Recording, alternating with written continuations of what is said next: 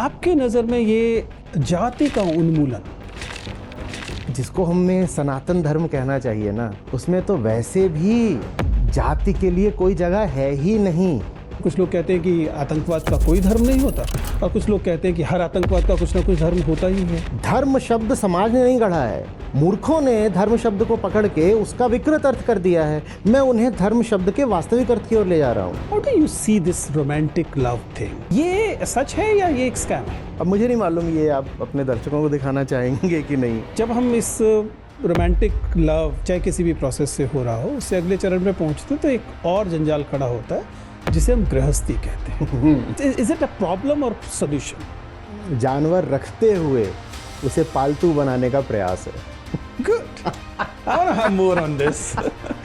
आखिरी सवाल मेरा, आचार्य प्रशांत व्यक्तिगत तौर पर क्या कर रहे हैं कि वे सुनिश्चित कर सकें कि वे कल्ट नहीं हो जाएंगे? मजा आ रहा है।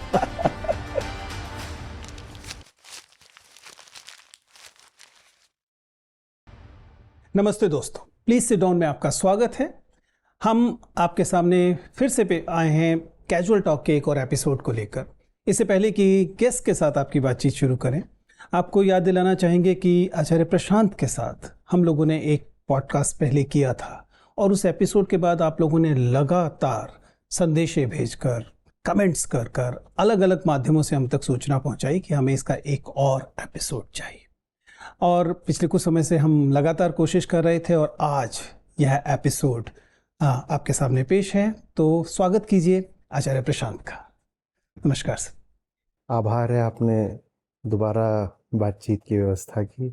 नहीं आचार्य जी, ये जो पिछला हम लोगों की बातचीत हुई थी उसके बाद दर्शकों ने वाकई, मैं आपको तो अगर डेटा बताऊं तो 7,500 के लगभग लोगों ने लिखा, कमेंट किया ये कहकर कि जिसमें अलग अलग थे। आजकल दरअसल हम लोगों को एआई इस्तेमाल करना पड़ा उसकी क्लासिफिकेशन और समरी के लिए, जिसके आधार पर ये निकला कि बहुत सारे लोग चाहते हैं कि बातचीत और उसकी गहराई जारी रहे और कम से कम एक एपिसोड और इसमें आए।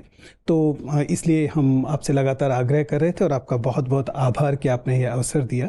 ये भी संयोग की बात है कि हम एक ऐसे समय में इस बातचीत को कर रहे हैं जिस समय हाल फिलहाल में बहुत कुछ घटित हुआ है, जिस पर शायद कुछ टिप्पणियों की, शायद कुछ विश्लेषण की आवश्यकता है। तो बातचीत शुरू करते हुए सबसे पहले इसी संदर्भ को समझते हैं। अभी हम लोगों ने एक किस्म का भारत और पाकिस्तान के बीच जो झड़प हुई है उससे हम गुजरे हैं। पता नहीं तकनीकी तौर पर उसे युद्ध कहना चाहिए नहीं कहना चाहिए, अलहदा बात है, लेकिन दुनिया कुल मिलाकर कुछ ज़्यादा कॉन्फ्लिक्ट वाले समय से गुजर रही है। अगर आप दुनिया भर में देखें तो ऐसे बहुत सारे फ्लैश पॉइंट इस समय दिखाई देते हैं जिनमें से किसी के भी बड़े होकर दुनिया के लिए बहुत बड़ी मुसीबत कर देने की आशंका दिखाई देती है। और भारत पाकिस्तान के लिए तो कहा ही गया कि दोनों परमाणु संपन्न देश हैं, उनके बीच में तो जरा सी एक गोली चलना भी खतरनाक है और इतनी बड़ी बातचीत हुई। क्या पहली टिप्पणी आपकी अभी हाल में देश जिस चीज़ से गुजरा है उसे लेकर क्या है? हम लोग इसमें और गहराई से जाएंगे, लेकिन पहली टिप्पणी क्या है? आपके साथ बैठा हूं तो बात को गहराई से शुरू करने का खतरा उठा सकता हूं। तो पहली टिप्पणी यह है कि जब तक द्विराष्ट्र सिद्धांत रहेगा, टू नेशन थ्योरी, तब तक किसी न किसी रूप में प्रकट अप्रकट युद्ध चलता रहेगा। हमें अभी अंगारे दिख गए, तोपें दिख गई, बम दिख गए, मिसाइलें, हत्याएं। जब ये नहीं दिखते तो हम उसे शांतिकाल समझ लेते हैं। जब तक मन में ये आग्रह बैठा हुआ है कि ये दो समुदाय, दो बेमेल राष्ट्र हैं, दो म्यूचुअली इनकम्पैटिबल राष्ट्र हैं, तो उनमें आपस में युद्ध न हो, कलह न हो, ये संभव नहीं है। आपने बहुत मतलब वाकई पहले वाक्य से काफ़ी गहराई से बात शुरू कर दी। मुझे याद आ रहा है कि कमलेश्वर कितने पाकिस्तान में इस बात को बार बार कहते हैं कि हम बार बार सरहद खींचते हैं और अगर हमने इन सरहदों में आस्था रख ली है, मान लिया है कि हिंदू एक राष्ट्र हैं और मुसलमान दूसरे राष्ट्र हैं, तो फिर आप इस युद्ध को, बल्कि आपको ये, इसके लिए आपको फिर सरहद तक जाना ही नहीं पड़ेगा, आप अपने बीच में ही खींचते फिरेंगे। अपने बीच में, अपने अंदर, अपने अंदर एक व्यक्ति के अंदर भी चलता रहेगा घर्षण। लेकिन चूंकि हम इस चीज़ पर पहुंच ही गए हैं, इस धर्म वाले सवाल पर, क्यों ना इसे थोड़ा सा और गहराई से समझें कि ये जो धर्म का मसला है, जिस धर्म को हम, आप अक्सर इसके लिए लोग धर्म शब्द इस्तेमाल करते हैं, ये वाकई क्या, जिसे हम आतंकवाद कहते हैं, इसके साथ इसका क्या संबंध है? क्या ये वाकई एक ऐसी चीज़ है जो, क्योंकि बार बार दोनों तरह की बातें कही जाती हैं, कुछ लोग कहते हैं कि आतंकवाद का कोई धर्म नहीं होता, और कुछ लोग कहते हैं कि हर आतंकवाद का कुछ ना कुछ धर्म होता ही है। तो क्या रिलेशनशिप आप इसके बीच में देख रहे हैं? आपने बड़ा सुंदर किया कि शुरू में ही लोक धर्म आप ले आए, तो मैं इसको भी बिल्कुल संक्षिप्त में कहूँगा। धर्म का आतंकवाद से कोई संबंध नहीं होता, और लोक धर्म का संबंध आतंकवाद के अलावा किसी चीज़ से नहीं होता। इसकी शायद थोड़ी और व्याख्या की जरूरत है। जहाँ लोक धर्म है वहाँ आतंक होगा ही होगा। देखिए, लोक धर्म का क्या अर्थ होता है? मुझे सत्य से कोई लेना देना नहीं, ये लोक धर्म है। मुझे सत्य से कोई लेना देना नहीं, मेरे पास मेरी मान्यता है, धारणा है, रूढ़ी है, परंपरा है, पूर्वाग्रह है, और मुझे उस पूर्वाग्रह पर जमे रहना है। मायावश, भ्रमवश, स्वार्थवश, अज्ञानवश मैं उस पूर्वाग्रह को अपनी पहचान बना चुका हूं। वो पूर्वाग्रह मेरी पहचान बन चुका है। और सब पूर्वाग्रह, सब मान्यताएं, सब धारणाएं ले दे करके होती तो कल्पनाएं ही है ना, उनका यथार्थ से तो कोई ताल्लुक है नहीं, कोई ताल्लुक नहीं है। अब मेरे पास मेरा पूर्वाग्रह है जो मेरी पहचान है, माने मेरे पास मेरी एक कल्पना है हवा हवाई, वो मेरी पहचान है। आपके पास आपकी एक कल्पना है, वो आपकी पहचान है। इसको कहते हैं लोक धर्म। माने मेरे पास मेरी कहानियां हैं और मैं उन कहानियों पर बहुत आग्रही हो गया हूं। आपके पास आपकी कहानियां हैं और आप भी उन कहानियों पर इतने आग्रही हो गए हैं कि वो कहानियां आपकी पहचान, आपकी आइडेंटिटी बन गई हैं। तथ्य आपस में झगड़ नहीं सकते, तथ्य तो नहीं झगड़ सकते। आपके देखे भी यहां पर 2 गिलासें रखी हैं, मेरे देखे भी यहां 2 गिलासें रखी हैं, हमें कोई झगड़ा नहीं होगा साहब। पर अगर मेरी मान्यता यह है कि 2 जैसी कोई संख्या होती ही नहीं, क्योंकि मेरी पवित्र किताब में लिखा है कि ऊपर वाले ने दुनिया बनाई और 1 के बाद सीधे 3 बनाया, 2 तो उसने बनाया ही नहीं।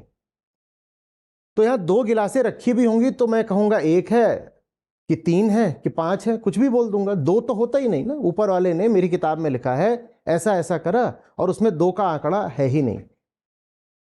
आप कुछ और बोल देंगे, आपने कह दिया 2 है, या आपकी भी हो सकता है किताब में कुछ और लिखी हो कहानी, आपने बता दी। कहानियां कभी आपस में राजी हो नहीं सकती ना। तथ्य आपस में बेमेल नहीं हो सकते, विसंगत नहीं हो सकते, तथ्य विसंगत नहीं हो सकते, और कहानियां आपस में कभी संगत नहीं हो सकती, कंपैटिबल नहीं हो सकती। तो जहां कहीं कहानियों को पहचान बना लिया जाएगा वहां आपस में संघर्ष तो होगा ही। लेकिन ये जो कहानियां हैं, अगर हम इस बहस में अभी ना भी जाएं कि किसने किसकी कहानियों को ज़्यादा ताकतवर बनाने की कोशिश की है, तभी इतना तो सच है कि इन कहानियों ने जितना मेंटल स्पेस व्यक्ति और समाज के स्तर पर ले लिया है वो गैर अनुपातिक है।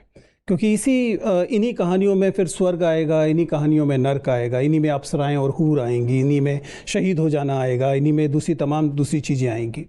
और इन कहानियों से टकराने के लिए आपके पास या तो कोई ऐसा सत्य हो जिस सत्य पर सब सहमत हो सकते हो, ये भी अपने आप में एक कल्पना ही है कि किसी एक सत्य पर सब सहमत होंगे। सत्य सिद्धांत नहीं है। सिद्धांत पर वैश्विक सहमति बनाना, बिल्कुल आपने ठीक कहा कि बड़ा मुश्किल है। सत्य तो एक सवाल है जिसका जवाब अनंत है, जिस तक पहुंचना जवाब के तौर पर असंभव ही माना जाना चाहिए। सत्य का मतलब तो जिज्ञासा है, मैं जानना चाहता हूं। और कहानी का अर्थ है ऐसा हुआ, एक था राजा एक थी रानी, दोनों गए भरने पानी, रास्ते में मर गई नानी, खत्म कहानी। अब ये हो चुका है, ये फ्रोजन है, ये जमा हुआ है, इसमें जिज्ञासा क्या करोगे? ऐसा हो गया बस, अब ऐसा है। अब आप उसमें पूछ नहीं सकते कि राजा है ही क्यों राजा, राजा को किसने वोट दिया था कि वो राजा बने, और रानी में ऐसी क्या पात्रता थी कि राजा ने इसी को रानी बनाया। अब आप ये सवाल नहीं कर सकते।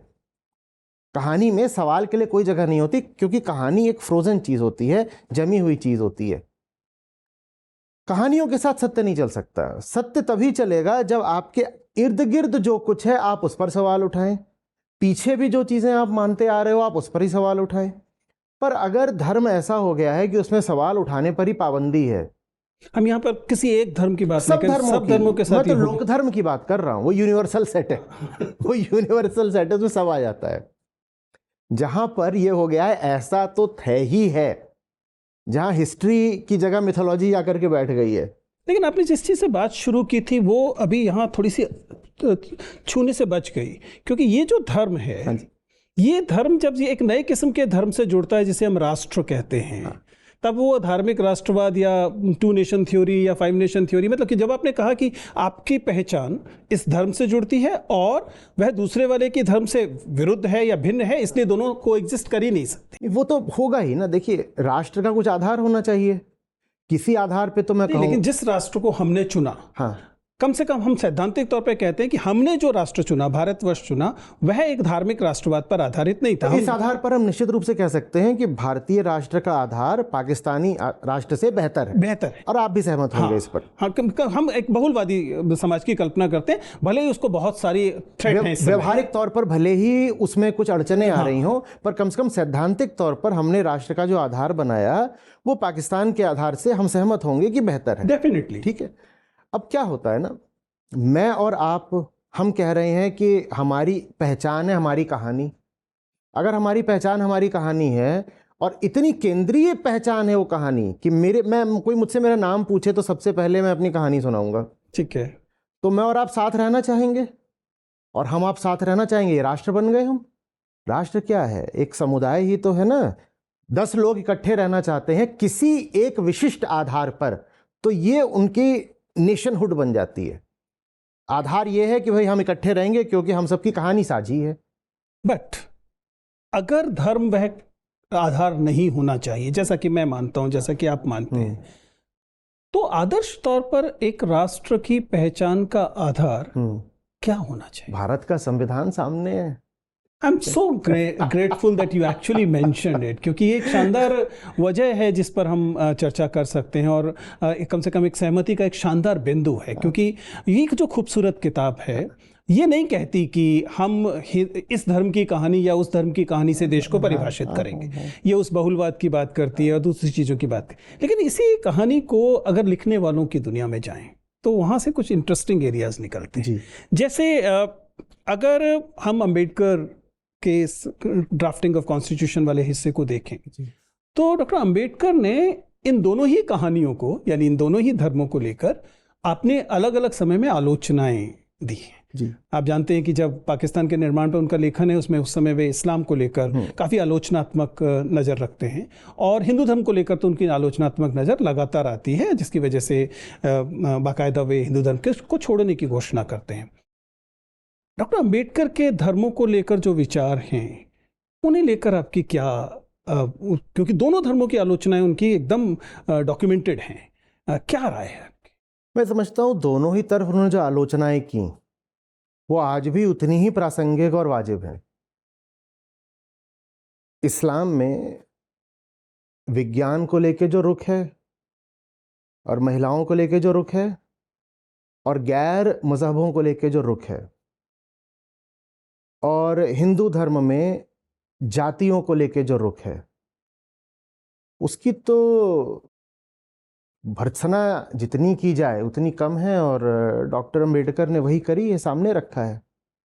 देखिए, लोक धर्म को, विशेषकर अगर मैं हिंदू धर्म के संदर्भ में बात करूं, लोक धर्म को पिछली शताब्दी में अगर कोई सबसे सक्षम चुनौती मिली है तो डॉक्टर अंबेडकर के माध्यम से ही मिली है।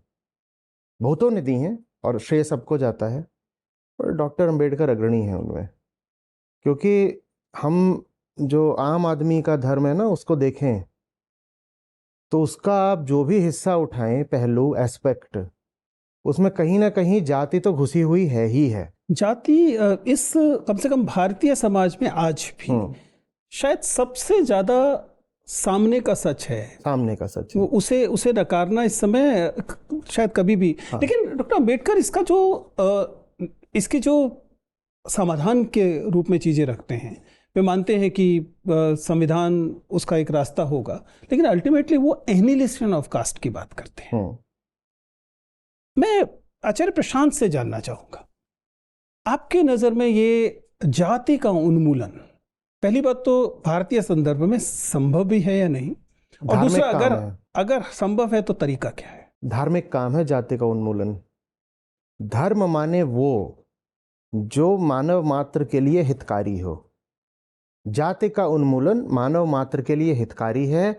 इसीलिए डॉक्टर अंबेडकर के समय में भी और आज के समय में भी जाति को हटाना, एनिहिलेशन ऑफ कास्ट, वास्तव में एक धार्मिक काम है। डॉक्टर अंबेडकर भी धार्मिक व्यक्ति थे, बहुत धार्मिक व्यक्ति थे। नहीं तो हिंदू धर्म छोड़ने के बाद वो सबसे कह सकते थे अनुयायियों से कि चलो नास्तिक हो जाते हैं, हमें धर्म से कुछ नहीं है, इररिलीजियस हो जाते हैं, कोई लेना देना नहीं। पर उन्होंने ये नहीं कहा। उन्होंने कहा कि एक अन्य भारतीय धारा की ओर चलते हैं, हम बौद्ध बनेंगे। धर्म को उन्होंने नहीं अस्वीकारा। धर्म में जो कुरीतियाँ, विसंगतियाँ, जो जहर है धर्म का, जो लोक धार्मिक जहर है, उन्होंने उसको अस्वीकारा था। वास्तविक धर्म तो चाहिए ही चाहिए, और वास्तविक धर्म ही ये काम करेगा कि वो जाति को हटा फेंकेगा। हाँ, वास्तविक धर्म का लेकिन ये मतलब नहीं है कि ब्रांडेड धर्म।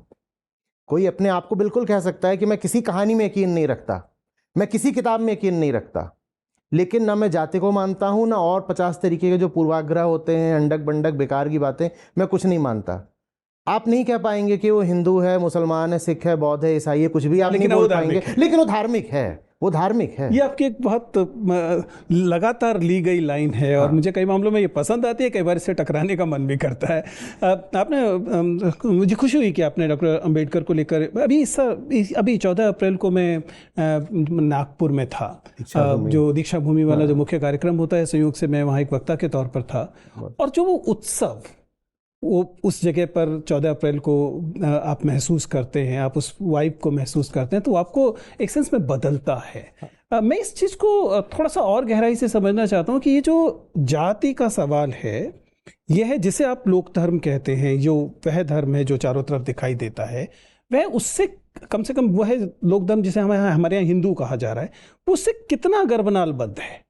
क्या जाति को समाप्त करने के बाद वो वाला लोक धर्म जिसे हम हिंदू राष्ट्र या हिंदू धर्म वाला लोक धर्म कहते हैं, वो बचा भी रह सकता है, या हमें उसे भी नष्ट करना पड़ेगा? उसका परिष्कार हो जाएगा, वो शुद्ध हो जाएगा। देखिए, लोक धर्म का मतलब है मैं अपने स्वार्थवश जिसको धर्म बना बैठा हूं, वो धर्म है नहीं। मैंने जिसको अपने लोक धर्म बना लिया है, वो दुनिया के लिए भी बेकार की चीज़ है, मेरे लिए भी वो नाशकारी ही है। तो वो जब जाति हटेगी तो लोक धर्म का, जो हिंदू लोक धर्म है, समझिए उसकी नींव से ही कुछ हट गया। अब जो हिंदू धर्म है वो अपनी स्पष्टता को, निर्मलता को, अपने वास्तविक रूप को पा सकेगा जाति के हटने से। जिसको हमें सनातन धर्म कहना चाहिए ना, उसमें तो वैसे भी जाति के लिए कोई जगह है ही नहीं। लेकिन आचार्य प्रशांत, जब आप ये वाली बातें कहते हैं तो मुझे वही समस्या बार बार दोहरा के मेरे सामने आती है।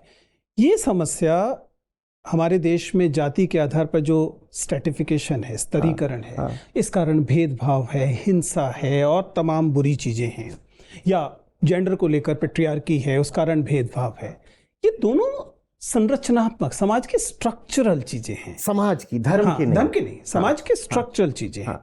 और जो सुधार, समाधान, इलाज आप बता रहे हैं, वो लगता है कि व्यक्ति के व्यवहार का वो है। मेरे मन से धर्म की ये परिभाषा, मेरे धर्म से जाति की ये परिभाषा।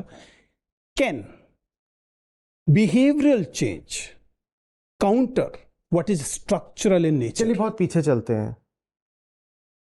कैसे शुरू हुई होगी जाति? क्या 18,000 लोगों में एक साथ ये भाव या कल्पना आई होगी कि हमें कुछ लोगों को क्षुद्र बोलना है, वर्ण के आधार पर भेदभाव करना है? क्या ये इस तरह का जहरीला विचार 18,000 लोगों में एक साथ आया होगा? मान लीजिए आर्य हैं, ठीक है, और आर्यों के सामने ऐसे लोग आ रहे हैं, चाहे वो सिंधु घाटी के हों या और स्थानीय लोग हों, जिनका वर्ण उनसे भिन्न है और थोड़ी काया भी उनसे भिन्न है, बोली भी थोड़ी उनसे भिन्न है। तो क्या ये 18,000 लोगों में एक साथ भाव आया होगा कि हम ऐसी व्यवस्था, एक सिस्टम निर्मित कर देते हैं कि जिसमें इनको अलग माना जाए और हीन माना जाए? सब में नहीं आता है। एक व्यक्ति होता है जो गंदगी फैलाता है और फिर वहां से अपना बाग आगे फैलना शुरू हो जाती है। तो जिसको आप समाज कहते हैं वो भी व्यक्तियों द्वारा ही संचालित होता है। इसी तरीके से कोई ध्यान में बैठा हुआ है, जिंदगी को देख रहा है, समाज उसे बहुत पसंद नहीं आया जैसी दुनिया चलती है, तो वो कहीं अलग चला गया है समाज से बाहर जंगल में। उसको हमने कहा वो एक ऋषि है और उसने अपना एक व्यक्तिगत वक्तव्य दिया है जिसको आज हम कहते हैं उपनिषद है। तो समाज को बिगाड़ने का काम भी एक व्यक्ति से शुरू हुआ है, समाज को सुधारने का काम भी एक व्यक्ति के तल पर हो रहा है। आपने डॉक्टर अंबेडकर की बात करी, वो भी एक व्यक्ति ही थे। हाँ, लेकिन डॉक्टर अंबेडकर जो समाधान सजेस्ट करते हैं वो संरचनात्मक समाधान दिखाई देते हैं। चलिए इसको एक भिन्न तरीके से इसी सवाल को पूछते हैं।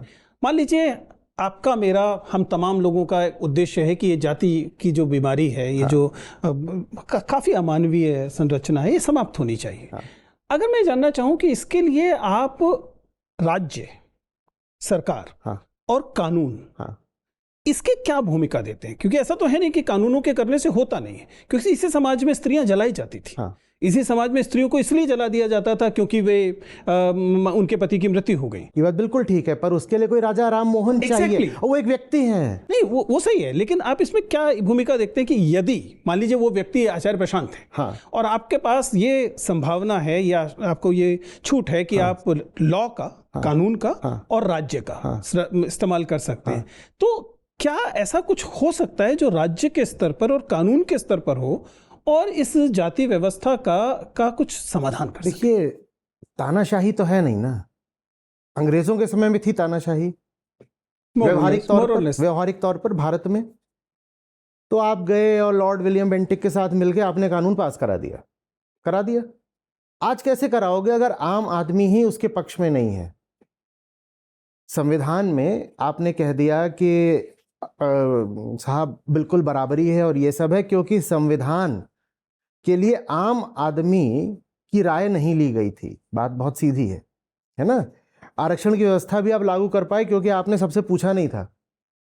पूछा होता तो हो नहीं जाता। तो अगर आज की जो लोकशाही है उसमें मैं कानून के माध्यम से कुछ करना चाहूं तो मुझे करने कौन देगा भाई? जनतंत्र है, कौन करने देगा? मेरे पास कोई डिक्टेटोरियल पावर्स तो है नहीं ना। नहीं, लेकिन एक लोकतंत्र का अपना एक दबाव भी होता है। मसलन जाहिर है कि हम देखते हैं कि बहुत लंबे अरसे तक कहा जा रहा था कि जाति जनगणना नहीं की जाएगी, लेकिन उस दबाव ने, लालच ने, मान लीजिए चुनाव के लालच ने या किसी भी चीज़ ने इस बात को बताया कि नहीं ये तो अब करना पड़ेगा। तो करना पड़ेगा तो 1931 से 2031 में होगा। 100 साल अगर आप ये रास्ता लोगे तो 100 साल में चलेगा। और आप आरक्षण की व्यवस्था भी कर दोगे, उससे कुछ लोगों की जीवन शैली, आर्थिक स्थिति बदल जाएगी, पर समाज का नज़रिया आपको बहुत बदलता हुआ नहीं दिखेगा। 75 साल हो गए आज़ादी के, 75 साल हो गए आरक्षण की व्यवस्था के। लेकिन दूसरा जो रास्ता होता है ना, जहां आदमी का दिल ही बदल दो, वो रास्ता ज़्यादा प्रभावी होता है, ज़्यादा गहरा होता है, और उसमें फिर जो देने वाला होता है, जो इस पूरी व्यवस्था में सब शिरकत करने वाले लोग होते हैं, वो मुंह मसोस के नहीं आते। वो ऐसे नहीं आते कि हमारा कुछ छिन रहा है। अभी होता है ना कि आप किसी को आरक्षण देते हो तो सवर्णों की ओर से आता है हमारे हाथ से कुछ छिन गया। अभी हाल में ऐसी खबरें आई हैं जाति जनगणना पर लेकर ही। कुछ लोगों ने कहा कि इससे सवर्णों को अलग देश की मांग करनी पड़ेगी। हम लोग लुट जाएंगे, हम लोग नष्ट हो जाएंगे। वो इसीलिए है क्योंकि यहाँ से तो परिवर्तन हुआ नहीं है ना, और यहाँ से जो परिवर्तन है वो व्यवस्था नहीं कर सकती। वो तो एक निजी व्यक्तिगत तौर पर ही होता है। वो परिवर्तन यहाँ लाना पड़ेगा। यही सच्ची धार्मिकता है। ऐसा तो नहीं कि हम ऐसा करके व्यवस्था को एक तरह से मुक्त कर दे रहे हैं उसकी जिम्मेदारियों से। अगर इंसान बदल गया तो क्या वो अपनी व्यवस्था नहीं बदल देगा? हालांकि ये वही एग एंड चिकन थ्योरी है। मैं कहना चाह रहा हूँ कि शुरुआत हमेशा व्यक्ति से होती है। एग एंड चिकन में तो पता नहीं चलता पहले कौन आया। मैं कह रहा हूँ पहले इंसान आया, फिर उसकी व्यवस्था आई। व्यवस्था बिल्कुल इंसान पर प्रभाव डालती है, पर हमें याद रखना पड़ेगा कि व्यवस्था अपने आप में कोई कॉन्शियस एंटिटी नहीं होती। चुनाव का अधिकार, द राइट टू चूज, वो व्यवस्था के पास नहीं होता, वो व्यक्ति के पास होता है। Only I can choose. System तो एक जड़ चीज है ना, उसके पास कोई कॉन्शियसनेस नहीं है कि वो चूज कर पाएगा। मैं चूज कर सकता हूं कि मुझे अपनी व्यवस्था बदलनी है, तो अगर हमें इस व्यवस्था को बदलना, मैं बिल्कुल आपसे सहमत हूं कि व्यवस्था बदलनी चाहिए। Let's make it philosophic here. You just said that कि एक समूह के पास चेतना नहीं होती है, समाज के पास या व्यवस्था के पास चेतना नहीं होती। चेतना व्यक्ति के पास होती है और व्यक्ति की चेतना का ही विस्तार व्यवस्था में परिलक्षित होता है। कहीं ऐसा तो नहीं कि इसका विपरीत भी कुछ अंश में सच हो कि व्यवस्था की भी एक चेतना होती है और उसका कुछ हिस्सा व्यक्तियों तक भी पहुंचता है, क्योंकि जाति व्यवस्था भी तो व्यवस्था ही थे ना। बिल्कुल बिल्कुल ठीक कह रहे, बहुत बढ़िया बात कही आपने। व्यवस्था की चेतना होती है, पर वो एक जड़, फ्रोजन, जमी हुई चेतना होती है। वो एक मुर्दा चेतना होती है जो कि व्यक्ति के भीतर घुस जाती है और व्यक्ति को अपना गुलाम बना लेती है। बहुत बढ़िया बात कही आपने, बिल्कुल भाई। जो पूरा मार्क्सवाद है वो यही है बिल्कुल, कि इंसान अपनी परिस्थितियों की निर्मित होता है। ठीक है, वो बिल्कुल सही बात है। लेकिन परिस्थितियां अपने आप में नहीं बदल सकती, स्वयं नहीं बदल सकती। परिस्थितियों को बदलने का दारोमदार भी इंसान के ऊपर है, और स्वयं मार्क्स इसका सबसे बड़ा प्रमाण है। मार्क्स न होते तो मार्क्सवाद कहां से आ जाता? ठीक ठीक। मार्क्सवाद भी किसी ऐसा तो नहीं है कि परिस्थितियों ने एकदम उछाल दिया। हालांकि मतलब लोग मानते हैं कि उन परिस्थितियों ने मार्क्स को भी पैदा किया। मैं बिल्कुल मानता हूं, लेकिन उन परिस्थितियों में और भी लोग थे जिन पे कोई प्रभाव नहीं पड़ा। अंततः एक व्यक्ति चाहिए जो जिम्मेदारी उठाए। एकदम सही है। मतलब मैं अक्सर उदाहरण देते हुए बात करता हूं कि उन्हीं तरह की परिस्थितियों में गांधी पैदा होते हैं और उन्हीं परिस्थितियों में गोडसे भी होते हैं। हालांकि ये एक हम शायद इस पर वापस लौटें, लेकिन ये जो हाल की हम चर्चा कर रहे थे, और चूंकि हम लोगों ने अभी जेंडर और कास्ट को लेकर बात की ही है, एक चर्चा बहुत हाल फिलहाल में उभरी इस युद्ध में, और वह स्त्रियों की भूमिका को लेकर उभरी। तो अभी हाल में जो अशांति भारत और पाकिस्तान के बीच देखी जा रही थी, उसमें स्त्रियों की भूमिका को लेकर बहुत बहस हाल फिलहाल में हुई। खासतौर से दो सैन्य अधिकारी जब सामने आई ही स्पोक्स पर्सन बन के, तो उसे लेकर दोनों तरह की बातचीत हुई। कुछ लोगों ने कहा कि केवल ऑप्टिक्स है, ये केवल प्रतीक के तरीके से दिखाई गई चीज़ है, वास्तव में स्त्रियों को वह भागीदारी उपलब्ध नहीं है। हम सहमत हो सकते हैं इस बात पे, क्योंकि ऐतिहासिक तौर पर लगातार स्त्रियां जो हैं वो मार्जिनलाइज रही हैं। वहाँ पर भी क्या आप इसी संदर्भ को देखेंगे? क्योंकि आप उम्मीद करेंगे कि प्रत्येक पुरुष व्यक्ति के स्तर पर बदले, तब वह ये माने कि ये जो हमारे साथ हाड़ मांस की दूसरी तरह का इंसान दिखाई देता है, वह भी मनुष्य है और उसे भी वह बराबरी के हक हैं। मैं कहना ही चाहता हूं कि कोई मनुष्य बदला है ना, कोई पुरुष, आप पुरुष की बात करें, कोई पुरुष तो बदला है ना, तब जाकर के स्त्रियों को, भले ही आप उसे ऑप्टिक्स बोल रहे, कुछ लोग ऐसे बोल रहे हैं, कुछ वैसे बोल रहे हैं, जैसे भी बोलना है, पर किसी के तो मन में बदलाव आया है ना, तब जाकर के कम से कम कैमरे के सामने महिलाएं आ पा रही। मुझे तो इस बात से इनफैक्ट काफ़ी खुशी हुई जब जिस तरह से हम भारत और पाकिस्तान के नेशन को डिफाइन करते हैं, हाँ, उसमें शायद ये एक बहुत अच्छा वार था, क्योंकि हम जैसा राष्ट्र अपने आप को की हम कल्पना करते हैं भारत की, वह इन्हीं मायनों में पाकिस्तान से भिन्न होगा कि हमारे यहाँ बहुलवाद होगा, हमारे यहाँ स्त्रियों की अपेक्षाकृत तो आज़ाद स्थिति होगी। लेकिन क्या यह फिर से पुरुषों की दया पर, उनके बदलने की प्रतीक्षा पर छोड़ा जा सकता है, या हमें पितृसत्ता पर सीधी चोट भी करनी? नहीं, इससे और आगे जाएगी बात। जहाँ पर अभी बात है, इससे तो बहुत बहुत आगे जाएगी। देखिए, पितृसत्ता पर सीधी चोट हम कैसे कर पाएंगे? मैं एक बहुत मूल प्रश्न पर आना चाहता हूँ।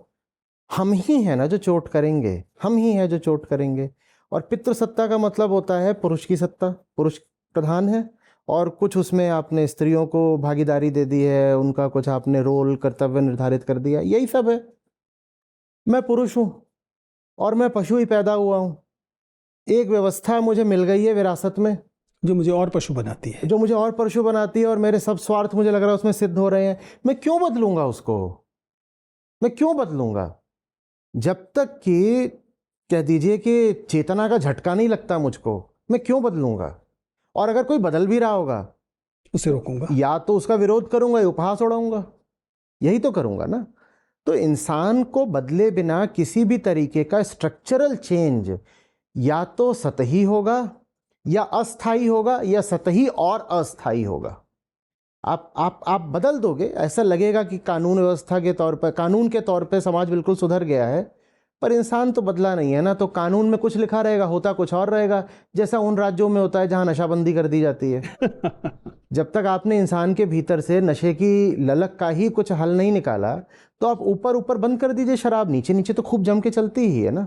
या वैसा ही होगा जैसे 9 दुर्गा में लोग मांस खाना छोड़ देते हैं, 9 दिन नहीं खाएंगे, 9 दिन के बाद खाएंगे, तो वो भी एक तरह का कानून है, 9 दिन नहीं खाना है मांस, धार्मिक कानून है। तो कानून बड़ी बड़ी सतही चीज़ होती है, कानून का बिल्कुल पालन होता रह सकता है, और उसके बाद भी जो जो रोग था, जो जो जो जो भीतर कालिमा थी, अंधेरा था, दोष था, वो बिल्कुल वैसे का वैसा बना रह सकता है, बिल्कुल बना रह सकता है, एकदम हो सकता है। मैं जानता हूँ आरक्षण हमने दे दिया ना, बिल्कुल दे दिया, हमने महिलाओं को भी आरक्षण दे दिया। खबरें हम पढ़ते हैं और आए दिन इस तरह की आती रहती हैं, आपने भी खूब पढ़ी होंगी।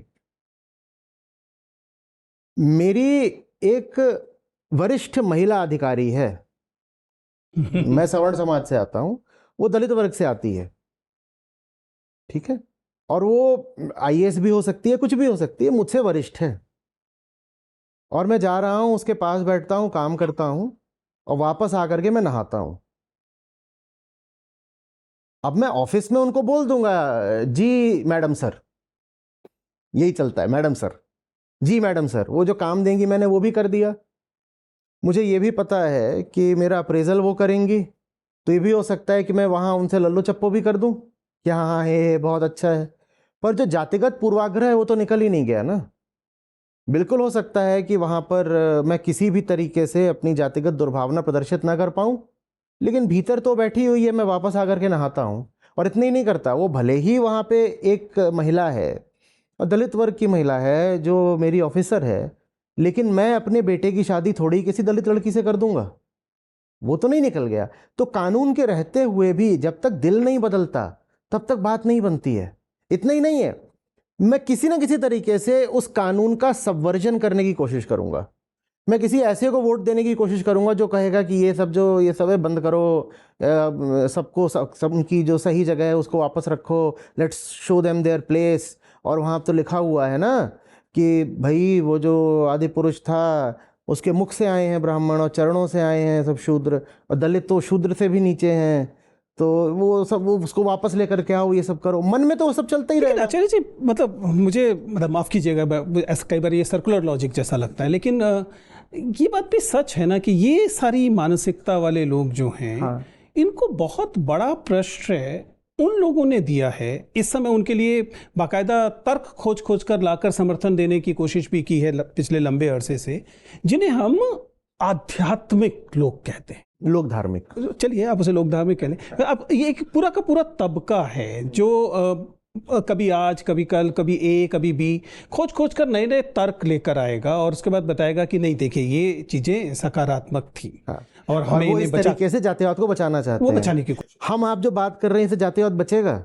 हम तो कोशिश कर रहे हैं कि जितना जल्दी, कल का जाता आज। हम आप जो बात कर रहे हैं इससे जातिवाद खत्म ही होगा ना। ये आध्यात्मिक बात है, हम आप जो भी कर रहे हैं एक आध्यात्मिक चर्चा है, ये वास्तविक धर्म है। चलिए, अब चूंकि ये बातचीत नैरेटिव्स पे पहुंच गई कि कौन कैसे बात कर रहा है, इस अशांति के काल में जो भारत पाकिस्तान के बीच हुआ, हाँ। हमने न्यूज चैनल्स को एक अलग भाषा में बात करते हुए सुना, और मुझे उस पे के दो पक्षों पर चाहिए। एक तो था, ये स्वाभाविक है कि मैं समझ सकता हूं कि आपकी प्रतिक्रिया से भी दिखाई दे रहा है कि आपको भी वो उतना ही नापसंद लगा हुआ जितना किसी भी सोचने समझने वाले व्यक्ति को लगेगा। लेकिन मुझे उसमें एक और पक्ष दिखाई दिया कि वो बहुत बहुत पौरुष से भरी हुई, बहुत आप समझ रहे हैं कि मैस्कुलिन चर्चा थी, एकदम हिंसक पुरुषवादी चर्चा थी। जेंडर का एस्पेक्ट में उस पर खासतौर पर देखना चाह रहा हूं कि भले ही वो महिला एंकर कर रही हूं, लेकिन जिस तर्क में, जिस टोन में बात की जा रही थी, वह लग रहा था कि शायद युद्ध हमेशा पुरुषवादी रहेंगे। आपको क्या लग रहा है? युद्ध हमेशा पशुवादी होता है, और पशु को दूसरे को नोचना खसोटना है अपने स्वार्थ के लिए। वो पशु अगर एक पुरुष है तो वो अपने काम जनित स्वार्थों के लिए महिला को क्यों नहीं नोचेगा खसोटेगा। ये दुनिया भर का हिसाब रहा है युद्धों का कि जितनी भी आक्रामक सेनाएं रही हैं उनको एक बड़ी गाजर, बड़ा प्रलोभन, बड़ा इंसेंटिव, पक्ष की स्त्रियां रही, बड़ा इंसेंटिव ये रहा है कि वो जो है वो माल अब तुम्हारा है। और माल में क्या क्या आता है, वहाँ पे जो संपत्ति है, आबादी में खासकर महिलाएं, और जो जवान सैनिक है उसके लिए ये बड़े लालच और बड़े उत्तेजना की बात होती है कि अगर मैं जीत गया तो लूट में वह मिले, तो लूट में वहाँ की जितनी स्त्रियां हैं और कुंवारी लड़कियां हैं वो मुझे मिलेंगी। ये बड़े से बड़ा रहता है। तो ये तो सदा का किस्सा है, कोई आज का किस्सा थोड़े ही है। सिंध पर जब अरबों ने आक्रमण करा था और भारत पर हुए वो पहले आक्रमणों में से था, 8वीं शताब्दी की बात है ना वो। हाँ, तो वहां से लूट में क्या वापस गई थी? राजा दाहिर की 2 बेटियां, उनको लेकर के, दोनों कुंवारी बेटियां, दोनों बहनें, उनको लेकर के ये गए थे वापस। तो ये हमेशा से, उससे पहले से भी होगा शायद। इतिहास की शुरुआत से पहले जब कबीले आपस में लड़ते होंगे तब भी रहा होगा, तब भी ये रहा होगा ऐसा। स्त्रियों का संपत्तिकरण एक महत्वपूर्ण कारक माना जाता है इस पूरे प्रोसेस। तो वॉर एंड वुमन, इनको तो साथ चलना ही चलना। 1971 में क्या हुआ था? 1971 में क्या हुआ था? पूरा का पूरा बांग्लादेश में स्त्रियों का, पूरे बांग्लादेश में, और वो भी चुन चुन कर जो उनके हिसाब से विधर्मी स्त्रियां थीं, माने काफिरों की, माने हिंदुओं की स्त्रियां थीं। बलात्कार तो उन्हीं का हुआ था। इसी तरीके से आप जातीय व्यवस्था में भी देखेंगे तो अब जो हम अब बात करते हैं केरल में ब्रेस्ट टैक्स और ये सब, वो भी एक तरह का वॉर ही तो है ना, व्यक्ति का व्यक्ति के खिलाफ, जिसमें जिसके खिलाफ आप युद्ध कर रहे हो उसकी स्त्री को टारगेट कर रहे हो। आप कह रहे हो कि आप शरीर के ऊपर के हिस्से को ढक के नहीं रखोगी, आपके स्तन खुले होने चाहिए, और ढकोगी तो उसके लिए आप हमें कर दोगी, टैक्स दोगे। ये भी तो वॉर है जिसमें वुमन की एक भूमिका आ गई ना। जहां पर मनुस्मृति ये बोलती है कि अगर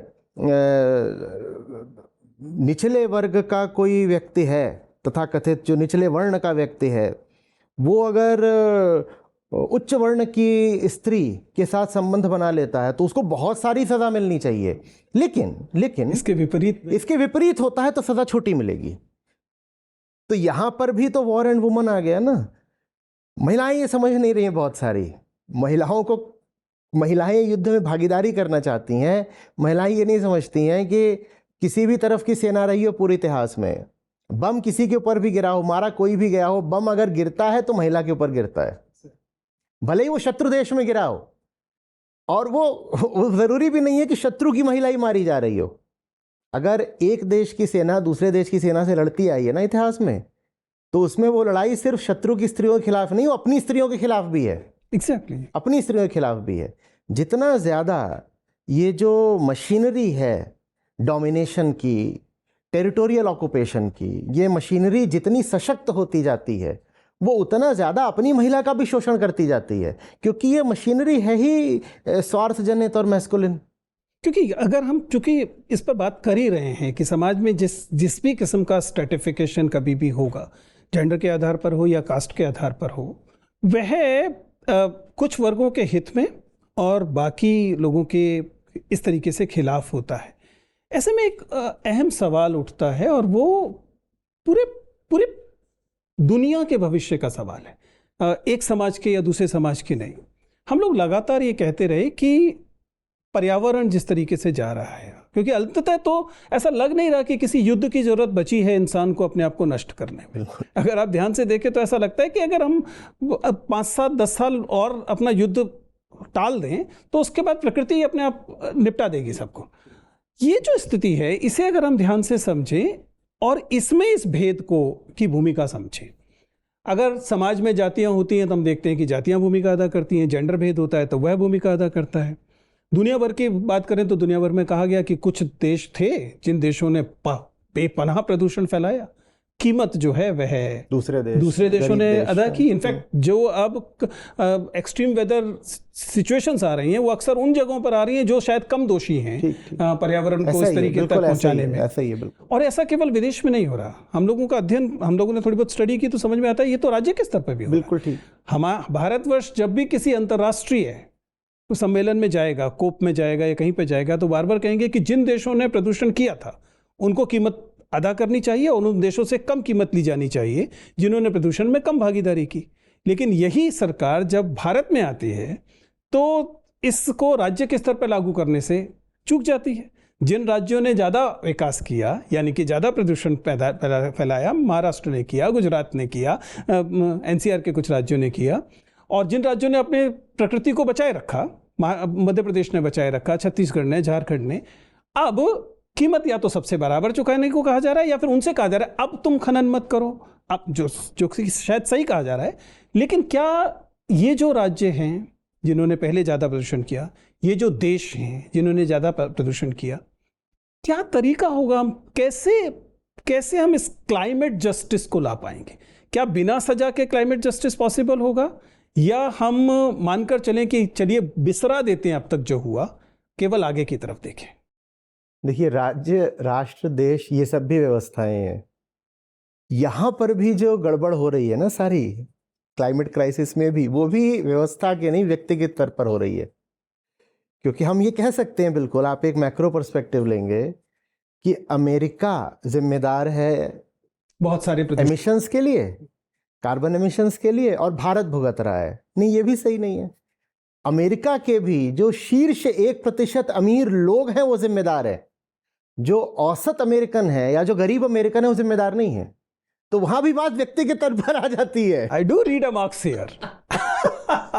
और भारत में भी यही बात आ जाती है। भारत में भी जो इवन अमेरिका के इस प्रदूषण का असर भारत के टॉप 1% पे उतना नहीं पड़ रहा, एकदम नहीं, जितना आदिवासी पे पड़ेगा। ऐसे समझिए कि भारत का, अब मैं बात को बिल्कुल लट देता हूं, जो भारत का टॉप 1% है वो जितना एमिशन करता है उसका बुरा असर अमेरिका के बॉटम 10% पे पड़ेगा। तो बात भारत या अमेरिका की नहीं है, बात व्यक्ति की है कि टॉप और बॉटम वाला। नहीं, लेकिन ये क्लाइमेट जस्टिस का सवाल मेरी नज़र में बिल्कुल सीधे सीधे उस सवाल से टकराता है जिस पे हमने हाल में चर्चा की। पर ये जो क्लाइमेट जस्टिस का सवाल है ना, ये भी व्यक्ति के तल पर ही होगा जस्टिस, क्योंकि लेकिन इसके रास्ते में तो जैसे उसमें जाति रास्ते में आती है, यहाँ राष्ट्र रास्ते में आएगा, राष्ट्र रास्ते में राष्ट्र आएगा, राष्ट्रवाद आएगा, बिल्कुल आएगा। लेकिन राष्ट्र को भी जब अपने, जो अब आपने सीओपी की बात करी, तो पेरिस एग्रीमेंट के अंतर्गत जो आपके नेशनल डिलीवरेबल्स हैं हमें वो पूरे करने हैं ना। वो पूरा करने के लिए हमें किसी को तो टैक्स करना पड़ेगा, किसी से तो कहना पड़ेगा कि तुम इतना एमिट करते हो तो उसके हिसाब से टैक्स दो, नहीं तो अपने एमिशंस कम करो। तो वो हमें देखना पड़ेगा कि वो हम उसी से करवाएं, उसी व्यक्ति से जो वास्तव में एमिशंस कर रहा है। और ये बात ग्लोबली होनी चाहिए, इसमें राष्ट्र कहीं आड़े आने की कोई जरूरत नहीं है। नहीं, लेकिन राष्ट्र जिसे हम सॉवरेनिटी कहते हैं, उसे जब तक उसके साथ थोड़ा सा शिथिल नहीं होगा, तब तक तो ये बात बनेगी नहीं। राष्ट्र को कुछ तो कहना पड़ेगा, बाकी तो हम राष्ट्र हैं, लेकिन कम से कम क्लाइमेट जस्टिस के मामले में हम एक अंतर्राष्ट्रीय बिरादरी के हिस्से हैं और हम उतने ही गिल्टी हैं, हम भी गिल्टी हैं। नहीं, हम गिल्टी हैं, ये हम मान चुके हैं पहले ही। तो जो पेरिस एग्रीमेंट में हमारे ऊपर जो ऑब्लिगेशन आई है, अमेरिका के ऊपर ऑब्लिगेशन आई है, सब देशों ने अपनी अपनी स्वीकार कर लिया लिखित में आंकड़े के साथ कि मुझे अपने कार्बन एमिशन इतने कम करने हैं प्रतिवर्ष, और उसी के लिए प्रतिवर्ष सीओपी होती है, बताने के लिए पिछले साल कितना किया, अब अगले साल कितना करोगे। हर साल ये जो नेशनल डिलीवरेबल्स होते हैं कार्बन के रिलेटेड, ये हर साल रिवाइज होते हैं। बात यह है कि अब ये मुझे पता है, मैं भारत हूं, कि मुझे अपना कार्बन एमिशन इतना कम करना है। वहां पर भी जो पॉलिसी है वो व्यक्ति के तल पर होनी चाहिए कि भाई उसको पकड़ो ना जो सचमुच एमिट करता है, and that is the top 1%, top 5%, to some extent the top 10% of the population. जो बॉटम 5% है पॉपुलेशन का, जो बॉटम 50% है पॉपुलेशन का, वो तो 5% एमिशंस के लिए जिम्मेदार है। कोई भी नीति उनको टारगेट क्या करेगी, उन बेचारों को तो सब्सिडाइज करो, उनको तो सपोर्ट करो। तो वहां पर भी जो नालायकी है ना, वो व्यक्ति दिखाता है, व्यक्ति। हम ये नहीं कह सकते कि पूरा का पूरा जो अमेरिकी समाज है वो पॉल्यूटर है ना, हम ये कह सकते हैं अब ग्लोबल जो पर कैपिटा एमिशंस हैं वो है 2.1 tons of carbon dioxide per capita per annum. Bharat का तो 1.9 है। तो क्या हम ये कहते हैं कि जितने भारतीय हैं ये सब नॉन पॉल्यूटर्स हैं? कह दें क्या? देखिए, डिफरेंशिएटेड अप्रोच है। हम ग्लोबल एवरेज से नीचे हैं, पूरा का पूरा हमारा देश ही ग्लोबल एवरेज से, और ग्लोबल एवरेज से हम ऐसे नहीं नीचे हैं, ग्लोबल एवरेज तो वैसे आप देखेंगे तो और ज्यादा है। जो पेरिस एग्रीमेंट 2030 के लिए टारगेट भी देता है ना कि कितने पर आके हमें रुक जाना चाहिए, हम अभी भी उससे नीचे हैं। तो per capita, per capita as an aggregate, मतलब यहाँ पर आबादी शायद हमें बचा ली जा रही है। आबादी नहीं, गरीबी बचा ली जा रही है कि हमारी आबादी में इतने बेचारे गरीब हैं कि उनको खाने को नहीं है, तो कार्बन एमिशन क्या करेंगे, तो हमारा एवरेज लो हो जाता है। तो एक नेशन के तौर पे देखोगे तो लगेगा हमने अपने आप को क्लीन चिट दे दी और जाके अमेरिका को पकड़ो और चीन को पकड़ो, लेकिन बात वो नहीं है। ग्लोबल बड़े बड़े पॉल्यूटर्स भारत में भी बैठे हुए हैं, तो पकड़ना व्यक्ति के तल पे पड़ेगा। वहां भी ऐसे बैठे हुए हैं अमेरिका में जो क्लाइमेट इनजस्टिस के शिकार हैं, और भारत में भी ऐसे बैठे हैं जो क्लाइमेट क्रिमिनल्स कहे जा सकते हैं। तो हमें वो आइडेंटिफाई करना पड़ेगा कि इंसान कहाँ गड़बड़ कर रहा है, क्योंकि हर गड़बड़ शुरू इंसान से होती है और खत्म भी उसे इंसान के तौर पे करना पड़ेगा। I want to bring that जी स्पिरिचुअल गुरु हियर, आचार्य प्रशांत, जो आध्यात्मिकता के स्तर पे चीज़ों को सोचते हैं, वे मुझे बताएं कि कहाँ गलती की है मनुष्यता के विकास ने कि हम एक ऐसी स्थिति में हैं। क्योंकि मुझे मतलब मैं बहुत प्रकृतिवादी नहीं हूँ, मैं बहुत आध्यात्मिक भी नहीं हूँ, लेकिन फिर भी मुझे ये तो साफ दिखाई देता है कि यदि हम इसे अपने स्तर पर नहीं रोकेंगे, नहीं संभाल पाएंगे, तो प्रकृति बदला लेगी। प्रकृति अपने तरीके से फिर जस्टिस करेगी, और दुर्भाग्य से वो फिर ये अंतर शायद नहीं करेगी कि गरीब को ज़्यादा चोट पड़ी या अमीर को। हो सकता है गरीब को इस तरह की कैलेमिटीज़ का और ज़्यादा नुकसान सहना पड़े। बड़ा आपने बढ़िया प्रश्न पूछा है, गलती कहाँ हो गई, गलती कहाँ हो गई। एक बार जिद्दू कृष्णमूर्ति से भी कैसे ही प्रश्न आया था कि where did we take a wrong turn, तो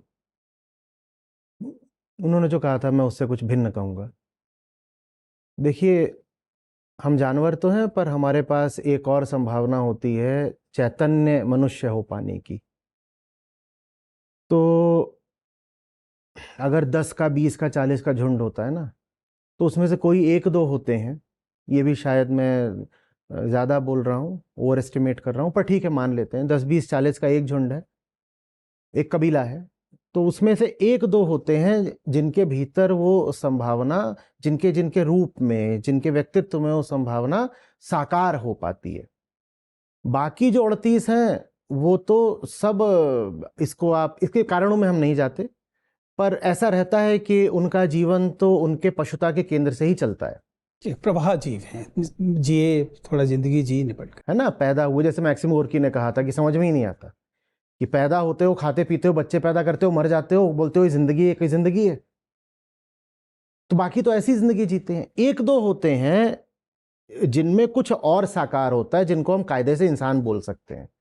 तो इंसान ने गलती ये करी है कि ऐसे जो भी एक दो लोग हुए ना, हमने उनकी सुनी नहीं, और ऐसे लोग हुए हैं। और पूरा मनुष्यता का इतिहास लें तो ऐसे लोग हजारों में हुए हैं, कम से कम सैकड़ों में हुए हैं। मैं अभी बस लिखित दर्ज इतिहास की बात कर रहा हूं, तो उसमें भी ऐसे लोग कम से कम सैकड़ों में, हजारों में होंगे। बहुत सारे तो फिर एनोनिमस रह जाते हैं ना, गुमनाम, पर जिनको हम जानते हैं वो भी 500-700 तो हैं, पर हमने उनकी सुनी नहीं। वो अपने प्रेम के नाते, करुणा के नाते, या अपनी जिम्मेदारी के नाते अपने वक्तव्य छोड़ के गए। हमने उनके वक्तव्यों को जाके ग्रंथालयों में रख दिया, लाइब्रेरीज में रख दिया, हमने उनको रेफरेंस बुक बना दिया हमने, या फिर उनको अपने घरों के दिवालियों में रख के रख दिया और उनकी पूजा कर ली, पर हमने उनको दिल से सम्मान दे करके उनकी बात नहीं मानी। हमने ये गलती कर दी है। हम चले अपनी पशुता पर ही, और इस पशु को मिल गई है बहुत सारी बुद्धि, इसने दुनिया जला डाली अपनी बुद्धि का इस्तेमाल करके अपनी पशुता को पोषण देने के लिए। Do I read a cynicism here? ऐसा ही रहा है, अब ऐसा ही रहेगा, मैं ये नहीं कह रहा, तो इसलिए सिनिक तो शायद नहीं हो रहा हूं, क्योंकि अगर सिनिक हो गया तो मैं कहूंगा ऐसा ही था, ऐसा ही रहेगा और ऐसा ही रहेगा। अगर ऐसा ही रहने वाला होता तो फिर जो काम मैं कर रहा हूं, जो मिशन चला रहा हूं, वो ना चला रहा होता। पर ईमानदारी का तकाजा है कि ये तो मानूं कि हमने अपने ऊंचे लोगों को, महापुरुषों को, अपने अपने प्रेमी लोगों को हमने सम्मान दिया नहीं। हमने बड़ी बदतमीजियां करी हैं उनके साथ। कई बार बदतमीजी ये है कि उपेक्षा कर दो, और कई बार बदतमीजी ये है कि उनको देवता बना लो, और देवता बना के बस उनको पूज लो पर उनको जियो मत। ने बड़ा अपमान करा। ये वह मोड़ है बातचीत का हमारी, जहाँ पर मैं उन अपने दर्शकों को लाना चाहूँगा जिन दर्शकों ने पिछले पॉडकास्ट के एपिसोड में अपने सवाल छोड़े थे, क्योंकि ये सवाल फिर वहाँ से जुड़ते हैं कि चूँकि आपको बार बार ये आपका आग्रह रहता है कि बदलाव की शुरुआत व्यक्ति के साथ होगी, और व्यक्ति को ऐसा करने के लिए एक किस्म की स्थिरता और मैं तो कहूँगा एक किस्म की शिथिलता भी चाहिए, इत्मीनान तो चाहिए ना। बहुत सारे यंगस्टर्स ने ये सवाल पूछा कि सर आज के समय में जब सब कुछ ये रील्स, शॉर्ट्स, इंटरनेट हो रहा है, हम वो स्थिरता और शिथिलता कहाँ से लाएं जो उन चीज़ों की बुनियादी शर्तें जो आप हमसे मांग रहे हैं। नहीं, यूट्यूब पर बहुत अच्छी सामग्री भी उपलब्ध है, इंस्टाग्राम पर भी है। अपने लोगों को जो आसपास हैं, संस्था के लोग और गीता प्रतिभागी, कई बार तो मैं खुद ही उनको रिकमेंड करता हूँ। नहीं, आई एम नॉट सेइंग कि वो, लेकिन हमारे विद्यार्थी, हमारे जो यंगस्टर्स हैं, ये यूथ है, वो जिस किस्म की सामग्री से बॉम्बार्ड हो रहा है। नहीं, बॉम्बार्ड नहीं होते। जो एल्गोरिदम है, आप बढ़िया चीज़ें देखनी शुरू कर दो, एल्गोरिदम आपको बढ़िया चीज़ों से बॉम्बार्ड करता है। True, accepted. लेकिन चेतना के स्तर पर जिस किस्म के सॉलिट्यूड की एक ज़रूरत होती है, एकांत की ज़रूरत होती है, आसपास की इतनी सारी नॉइज़ में, कि आचार्य प्रशांत क्या तरीका बताएंगे कि एक 20-22 साल का बच्चा, इस 20-22 साल के बच्चे ने मान लीजिए सवाल पूछा है, जिस क्षण में उसने सवाल पूछा है उसको जो अनुभव हो रहा है उसको शास्त्रीय तौर पर विरह वेदना कहते हैं। कि कोई चीज़ है जो जीवन से खाली है, मिल नहीं रहा है, वो इसको सॉलिट्यूड कह रहा है कि वो मिल नहीं रहा है। तो इस पल में जब आप ये प्रश्न कर रहे हो और आपको ये दर्द अनुभव हो रहा है कि सॉलिट्यूड, वो एकांत, कैवल्य मिल नहीं रहा है, तो ऐसे ही बने रहो ना। फिर इस वेदना को भुला क्यों देते हो, जब इस क्षण में अपनी निजता की, अपने एकांत की, सॉलिट्यूड की कीमत कर पा रहे हो। इसलिए भूल जाता है या इसलिए छूट जाता है क्योंकि रिसर्च दर रिसर्च फोकस कर रही है डोपामिन कैसे रिलीज होगा, और ये डोपामिन या इस तरह के तमाम प्रकरण जो आपको बताते हैं कि आपको ये 30 सेकंड का आनंद, ये आपको 15 सेकंड का आनंद, ये 1.5 मिनट का आनंद, होते होते व्यक्ति शायद इतना अभ्यस्त या इतना एडिक्ट हो रहा है। थोड़ा सा मैं इसमें अलग एक रुख रखता हूँ। रिसर्च ये देख रही है कि आपका डोपामीन किस में रिलीज होता है।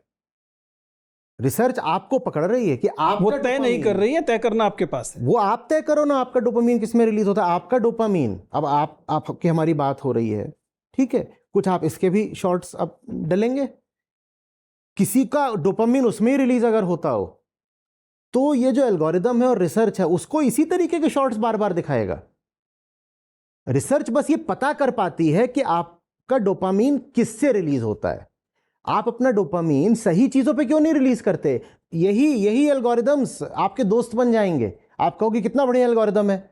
मैं एक वैज्ञानिक की बात सुन रहा था, उसने मुझे 10 वैज्ञानिकों की बात सुनाना शुरू कर दिया। मैं एक दार्शनिक की सुनता था, उसने मुझे 10 दार्शनिक लाके दिखा दिए। कईयों के तो मैं नाम भी नहीं जानता था, चेहरे नहीं देखे थे।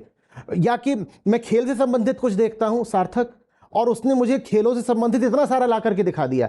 Thank you algorithm. एल्गोरिदम बहुत अच्छी चीज़ भी हो सकता है। एल्गोरिदम तो बस ये देखता है कि आप कैसे हो, आप जैसे भी हो। एल्गोरिदम आपको ही और ज़्यादा आप जैसा बना देता है। आप अच्छे हो, एल्गोरिदम आपको बहुत सारी अच्छी सामग्री दे देगा। आप गड़बड़ हो, एल्गोरिदम आपको बहुत सारी गड़बड़ सामग्री दे देगा। आपको देखना पड़ेगा आप कैसे हो।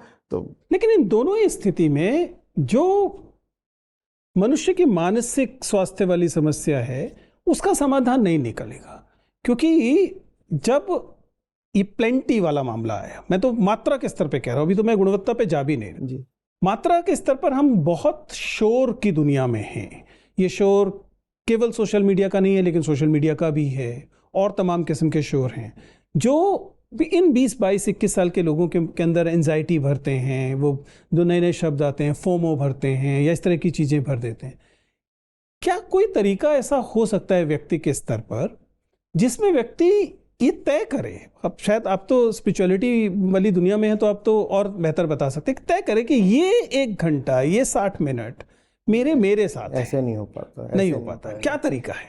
बदलेगी तो पूरी ज़िंदगी बदलेगी, नहीं तो ये आधा घंटे वाला जो ध्यान लगाने वाला पूरा सिस्टम होता है ना, मेडिटेशन और ये सब अपने आप को I'm having some interesting insight here. Please tell me what is wrong with. I mean, I'm not a obviously मैं ध्यान वाला व्यक्ति नहीं हूँ, मैं मनन वाला व्यक्ति नहीं हूँ, आपको क्यों मेडिटेशन लग रहा वाला भी है आप नहीं हूँ। ध्यान वाले व्यक्ति नहीं, ये ध्यान की प्रक्रिया चल रही है। लेकिन ये जो ध्यान का बाजार है, हाँ। जिसमें बताया गया कि हम आपको इस माइंडफुलनेस से, इस ए टाइप से, इस बी टाइप से आपको 30 सेकंड की क्या आनंद दे सकते हैं, मेडिटेशन दे सकते हैं, इससे आपको पूरे दिन की ऊर्जा मिलेगी।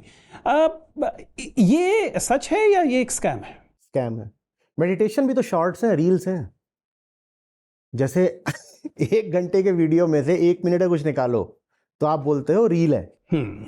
वैसे ही 24 घंटे के दिन में आधे घंटे का ध्यान निकाल रहे हो तो वो भी तो शॉर्ट्स है। तो आप ये कहना चाह रहे हैं कि आचार्य प्रशांत 24 घंटे के मेडिटेशन में होते हैं? अगर नहीं हूं तो मुझे किसी से कुछ कहने का हक नहीं है। मैं इसकी मतलब अगर ये आपको, और जिस क्षण नहीं होगा, अगर आपको ये प्राइवेसी का उल्लंघन न लगे तो मुझे बताइए कि 24 घंटे के इस अध्यात्म के अनुभव का फिजिकल मैनिफेस्टेशन क्या है, कैसा महसूस होता है? अब मुझे नहीं मालूम ये आप अपने दर्शकों को दिखाना चाहेंगे कि नहीं। अभी आपके पास आने के लिए जो मैं तैयारी कर रहा था जी, तो मैंने कहा ना कि मुझे देर से उठाया और ये सब, तो मैं तैयारी कर रहा था तो इन्होंने पीछे से एक मोबाइल से वीडियो बना लिया। आपको मैं दिखाई देता हूँ, आपको रखना होगा रखिएगा, नहीं तो नहीं। इन्होंने बना लिया, फिर मैं गाड़ी से आ रहा तो मैंने देखा वो उस ग्रुप में मैं भी हूँ जिसमें इन्होंने भेजा, तो मैंने अपना ही वीडियो देखा। तो ये है 24 घंटे ध्यान कैसा दिखता है, वो बड़ा अजीब सा दिखता है, वो ऐसा दिखता है शायद।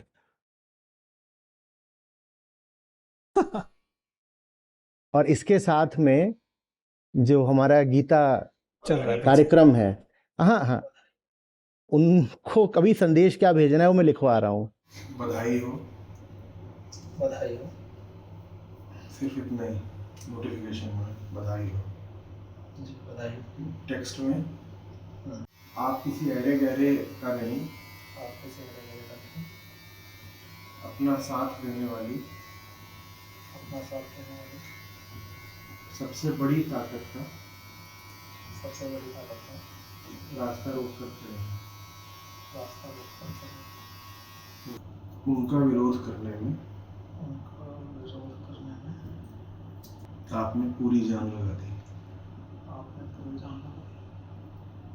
पूर्ण विराम के बाद लिखो शानदार, शानदार, एक्सक्लेमेशन मार्क। अभी जब पॉडकास्ट पूरा हो जाएगा उसके बाद दोबारा आना, पॉडकास्ट के ड्यूरेशन में ये सब भेजो, फिर रिव्यू करूँगा क्या सिचुएशन है, तो सेशन से पहले दोबारा लिखूँगा। जी अभी के लिए इतना बहुत है, जाओ। और ये मैं तैयारी कर रहा हूँ आपसे बात करने की। मल्टीटास्किंग हो रही है। हाँ, अभी क्या बोला है, आप किसी अरे गहरे का नहीं, अपना साथ देने वाली सबसे बड़ी ताकत का रास्ता खुद ही रोक कर खड़े हैं। तो अब इसमें न तो अभी मैं ये कह सकता हूँ कि मैं अभी शुद्ध निर्मल हो गया हूँ और फिर मैं ध्यान में बैठा हूँ, न माला फेर रहा हूँ, न मैंने योगा मैट बिछा रखी है, न मैंने कोई मुद्रा धारण कर रखी है। मैं क्या कर रहा हूँ, मैं वहाँ पर दाढ़ी बना रहा हूँ, मैं वहाँ वॉश बेसिन के सामने खड़ा हूँ और मैं कुछ बातें कर रहा हूँ। जो कुछ भी कर रहा हूँ अगर वो सही केंद्र से आ रहा है और सही लक्ष्य की ओर जा रहा है तो यही ध्यान है।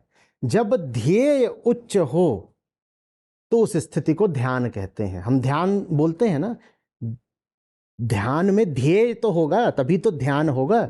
जैसे ज्ञान में कुछ ज्ञेय होता है तब हम कहते हैं ज्ञान है। तो जब ध्येय सही हो तो ध्यान होता है। अभी हम आप बात कर रहे हैं, हमारा ध्येय सही है ना, नियत सही है ना, तो ये ध्यान है, यही ध्यान है। वो सब जो चल रहा होता है मेडिटेशन के नाम पर, योगा मैट बिछाओ और ये करो और आंख बंद करो और कल्पनाएं करो और ये और वो और अपने भीतर झांको, वो सब शॉर्ट्स हैं, वो डोपामीन वाला काम है, उससे कुछ नहीं होता। पूरी जिंदगी मेडिटेशन 24/7, पूरी जिंदगी चलना चाहिए ध्यान, तब तो ध्यान है, नहीं तो बाकी। जब आप ये वाला ध्यान शब्द बोल रहे थे तो मुझे मतलब जाहिर है कि बोल तो आप शब्द ध्यान ही रहे थे, पर मुझे प्रेम सुनाई दे रहा था।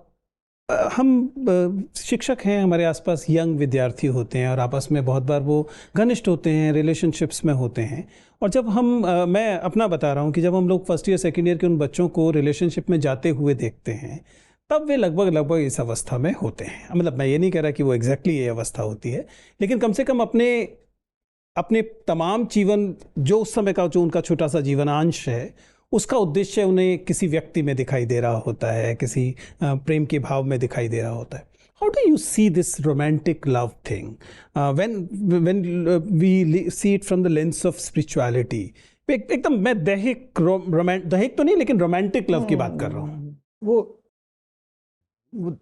दैहिक भी रोमांटिक की ही श्रेणी में आता है, क्योंकि जहाँ भी भावनात्मक अनुभव की तलाश है वो रोमांस है, वही उसकी परिभाषा है.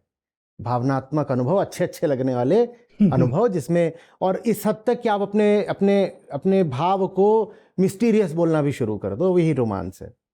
तो ये तो कुछ भी नहीं है. आप अब शरीर के साथ हमारी चेतना बढ़ती है एक उम्र तक, उसके बाद शरीर बढ़ता रहे, चेतना नहीं बढ़ती है. तो 18-20 साल तक ऐसा होता है कि शरीर की भी वृद्धि होती है और चेतना की भी वृद्धि होती है अपने आप प्राकृतिक तौर पर. तो जो चेतना जब बड़ी होती है ना, तो उसकी प्यास भी बड़ी होती है. तो इसीलिए छोटे बच्चे को इश्क नहीं हो सकता, उसके लिए भी चेतना की एक उम्र चाहिए. तो फिर वो आपको पता तो है नहीं कि आपकी चेतना सचमुच मांग क्या रही है, वो किस चीज़ के लिए प्यासी है. तो आप यही सोचते हो कि शायद वो लड़की है, लड़का है, उसका शरीर मिल जाएगा तो इससे मेरी प्यास बुझ जाएगी जो मुझे चाहिए. कुछ हद तक ऐसा होता भी है, सतही तौर पर होता है, कुछ समय के लिए होता है. तो आदमी उसमें चला जाता है. जाने में शायद अपने आप में कोई हर्जा भी नहीं है. हर्ज कैसे बोलूं, ये होना ही होना है. जो चीज़ होनी ही होनी है उसको अच्छा बुरा नहीं बोलते. बुराई है कि ये जब हो रहा हो तो आदमी उससे कुछ सीखे नहीं. जो रोमांटिक लव है वो सबकी ज़िंदगी में आएगा ही आएगा, एकदम आएगा. किसी उम्र में आए, किसी व्यक्ति से आए, किसी स्थिति में आए. कई बार हो सकता है व्यक्ति से ना आए, किसी और चीज़ से आ जाए, विचारधारा से आ जाए.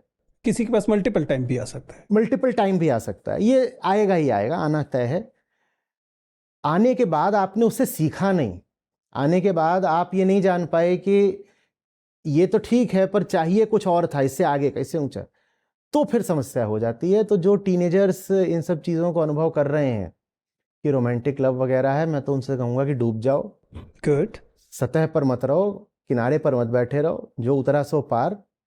डूबोगे तो ही पता चलेगा कि ये वो नदी है नहीं जिसकी तुम्हें तलाश है. और तुम्हें डूबने के बाद अगर इतना तुम्हारा अच्छा भाग्य है कि वही नदी मिल गई जिसकी तुम्हें तलाश है तो बहुत अच्छी बात है. पर ऐसा होता नहीं है. क्योंकि अगर इस मेटाफर को हम देखें कि जैसे आप नदी में डूबना कह रहे हैं, इसी का अगला चरण बहुत ही उसे लेकर भिन्न राय अलग अलग लोगों कि जब हम इस रोमांटिक लव चाहे किसी भी प्रोसेस से हो रहा हो, उससे अगले चरण में पहुंचते तो एक और जंजाल खड़ा होता है जिसे हम गृहस्थी कहते हैं. और ये जो चीज़ है, यह मुझे लगता है कि जितनी संरचनाओं को लेकर हमने बात की, उन सब का शायद मूर्तिमान रूप है. उसमें जिस संरचना की, जिन बंधनों की हमने बात की, जाति के बंधन की बात की, धर्म के बंधन की बात की, प्रेम के बंधन की बात की, उन सब का मूर्तिमान रूप इस संरचना में, इस स्ट्रक्चर में निहित है जिसे हम परिवार या गृहस्थी कह रहे हैं. आप इसे कैसे देखते हैं? ये एक व्याधि है या ये इज इट अ प्रॉब्लम और सॉल्यूशन? मजा आ रहा है.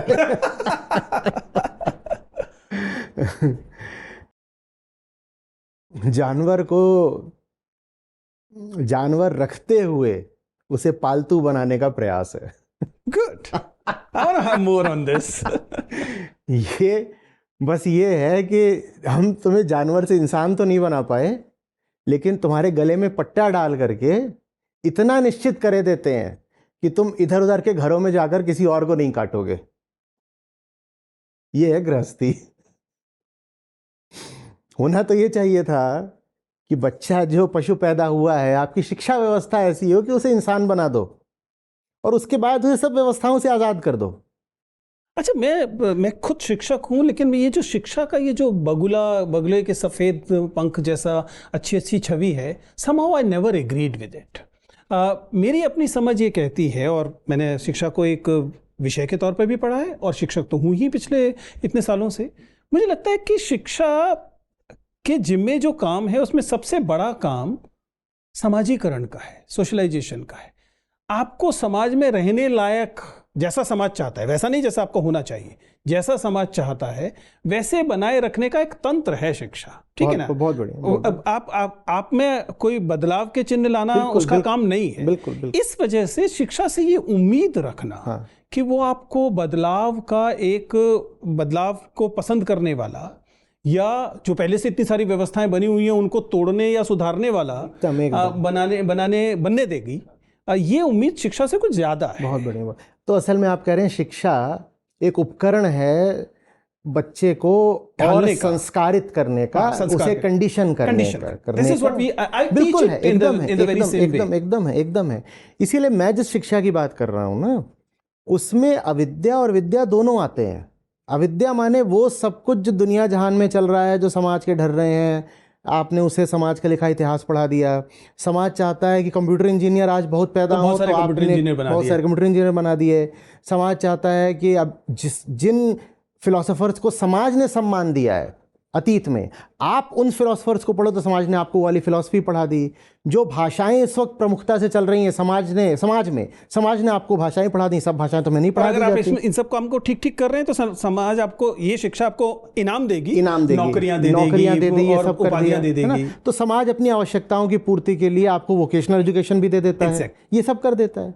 वो पुरुष को और पुरुष भी बना देगा, पुरुष को और पुरुष बना देगा, और इसीलिए और अलग अलग समाजों में शिक्षा भी अलग अलग दी जाती है। कहीं कुछ करिकुलम चल रहा है, कहीं कुछ चल रहा है, उनके ऑब्जेक्टिव्स भी अलग अलग होते हैं, अपोजिट भी हो सकते हैं। भारत और पाकिस्तान में दोनों की इतिहास की पुस्तकें बिल्कुल अलग हैं। बहुत बढ़िया बात। तो ये आता है सब अविद्या के क्षेत्र में, ये अविद्या का क्षेत्र है। और विद्या का क्षेत्र होता है जानना कि ये सब जो चल रहा है इसका तुमसे क्या रिश्ता है, मैं कौन हूं और मेरे ऊपर ये सब जो बातें आ रही हैं, ये जो इसीलिए जो वास्तविक शिक्षा होती है उसमें वो दोनों आ जाते हैं जिनकी आज हम चर्चा कर रहे हैं, व्यवस्था भी और व्यक्ति भी। व्यवस्था जो चीज देती है आपको उसे कहते हैं अविद्या, और व्यक्ति स्वयं को जान पाए इसको कहते हैं विद्या। वास्तविक शिक्षा में दोनों के लिए स्थान होगा। हमारी शिक्षा व्यवस्था की समस्या यह है कि उसमें अविद्या मात्र है, विद्या बहुत थोड़ी है। विद्या है भी तो संयोगिक है, कभी किसी अनुग्रह के संयोग के क्षण में किसी को अपने की कोई झलक मिल गई, वो अलग बात है। आपको गलती से कोई औजार मिल गया जिसका इस्तेमाल आपने फिर खुद किया, खुद को थोड़ा जान पाए, तो वो संयोग से हो रहा है। अब संयोग से बहुत अच्छा तो कुछ नहीं हो सकता। तो शिक्षा में ये समस्या है।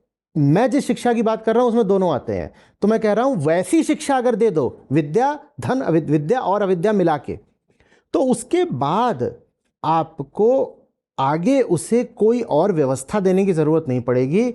आपकी शिक्षा सफल हुई, इसका प्रमाण ही यही होगा, कसौटी यही होगी कि अब उसे अब और कुछ मत बताओ। अगर वो शिक्षित है तो अपनी ज़िंदगी अपने हिसाब से जी लेगा। इतना ही नहीं है कि बाकियों को भी संभाल लेगा, अंधों को दिशा दिखा देगा, कमज़ोरों को सहारा दे लेगा, वो सब कुछ कर लेगा। अगर शिक्षित करने के बाद भी अभी आपको उसे अनुशासित करना पड़ रहा है तो आप उसे शिक्षित नहीं कर पाए हैं। अगर शिक्षित करने के बाद भी आपको बताना पड़ रहा है कि देखो आश्रम धर्म के अनुसार तुम्हारा जो अब शिक्षण काल था वो पूरा हो गया 25 साल तक, यही है ना आश्रम व्यवस्था, अब अगले 25 साल आप गृहस्थी में प्रवेश करो, तो आपने उसे शिक्षित ही नहीं किया है। जो वास्तव में शिक्षित होगा उसे गृहस्थी में जाना है कि महिला की पुरुष के साथ क्या संबंध बनाना है, ये वो खुद देख लेगा या देख लेगी। आपको अगर ये सब भी करना पड़ रहा है तो आपने एक शिक्षित एडल्ट नहीं पैदा करा है, आपने एक पंगु जवान आदमी या औरत खड़ा कर दिया है जिसको जीवन भर आपको बताना है कि अब जब 50 साल हो जाएंगे तो ये कर लेना, 75 हो जाएगा तो ये कर लेना, शादी भी कर लो, उसके बाद आप ही बताने जा रहे हो बच्चा भी कर लो, और बच्चा नहीं हो रहा तो IVF भी कर लो, और उसके बाद मकान भी खरीद लो, और खरीद नहीं पा रहे तो EMI ऐसे दे लो, और दुनिया भर की चीज़ें आप उसे बता रहे हो, तो आपने उसे शिक्षित कहाँ करा है।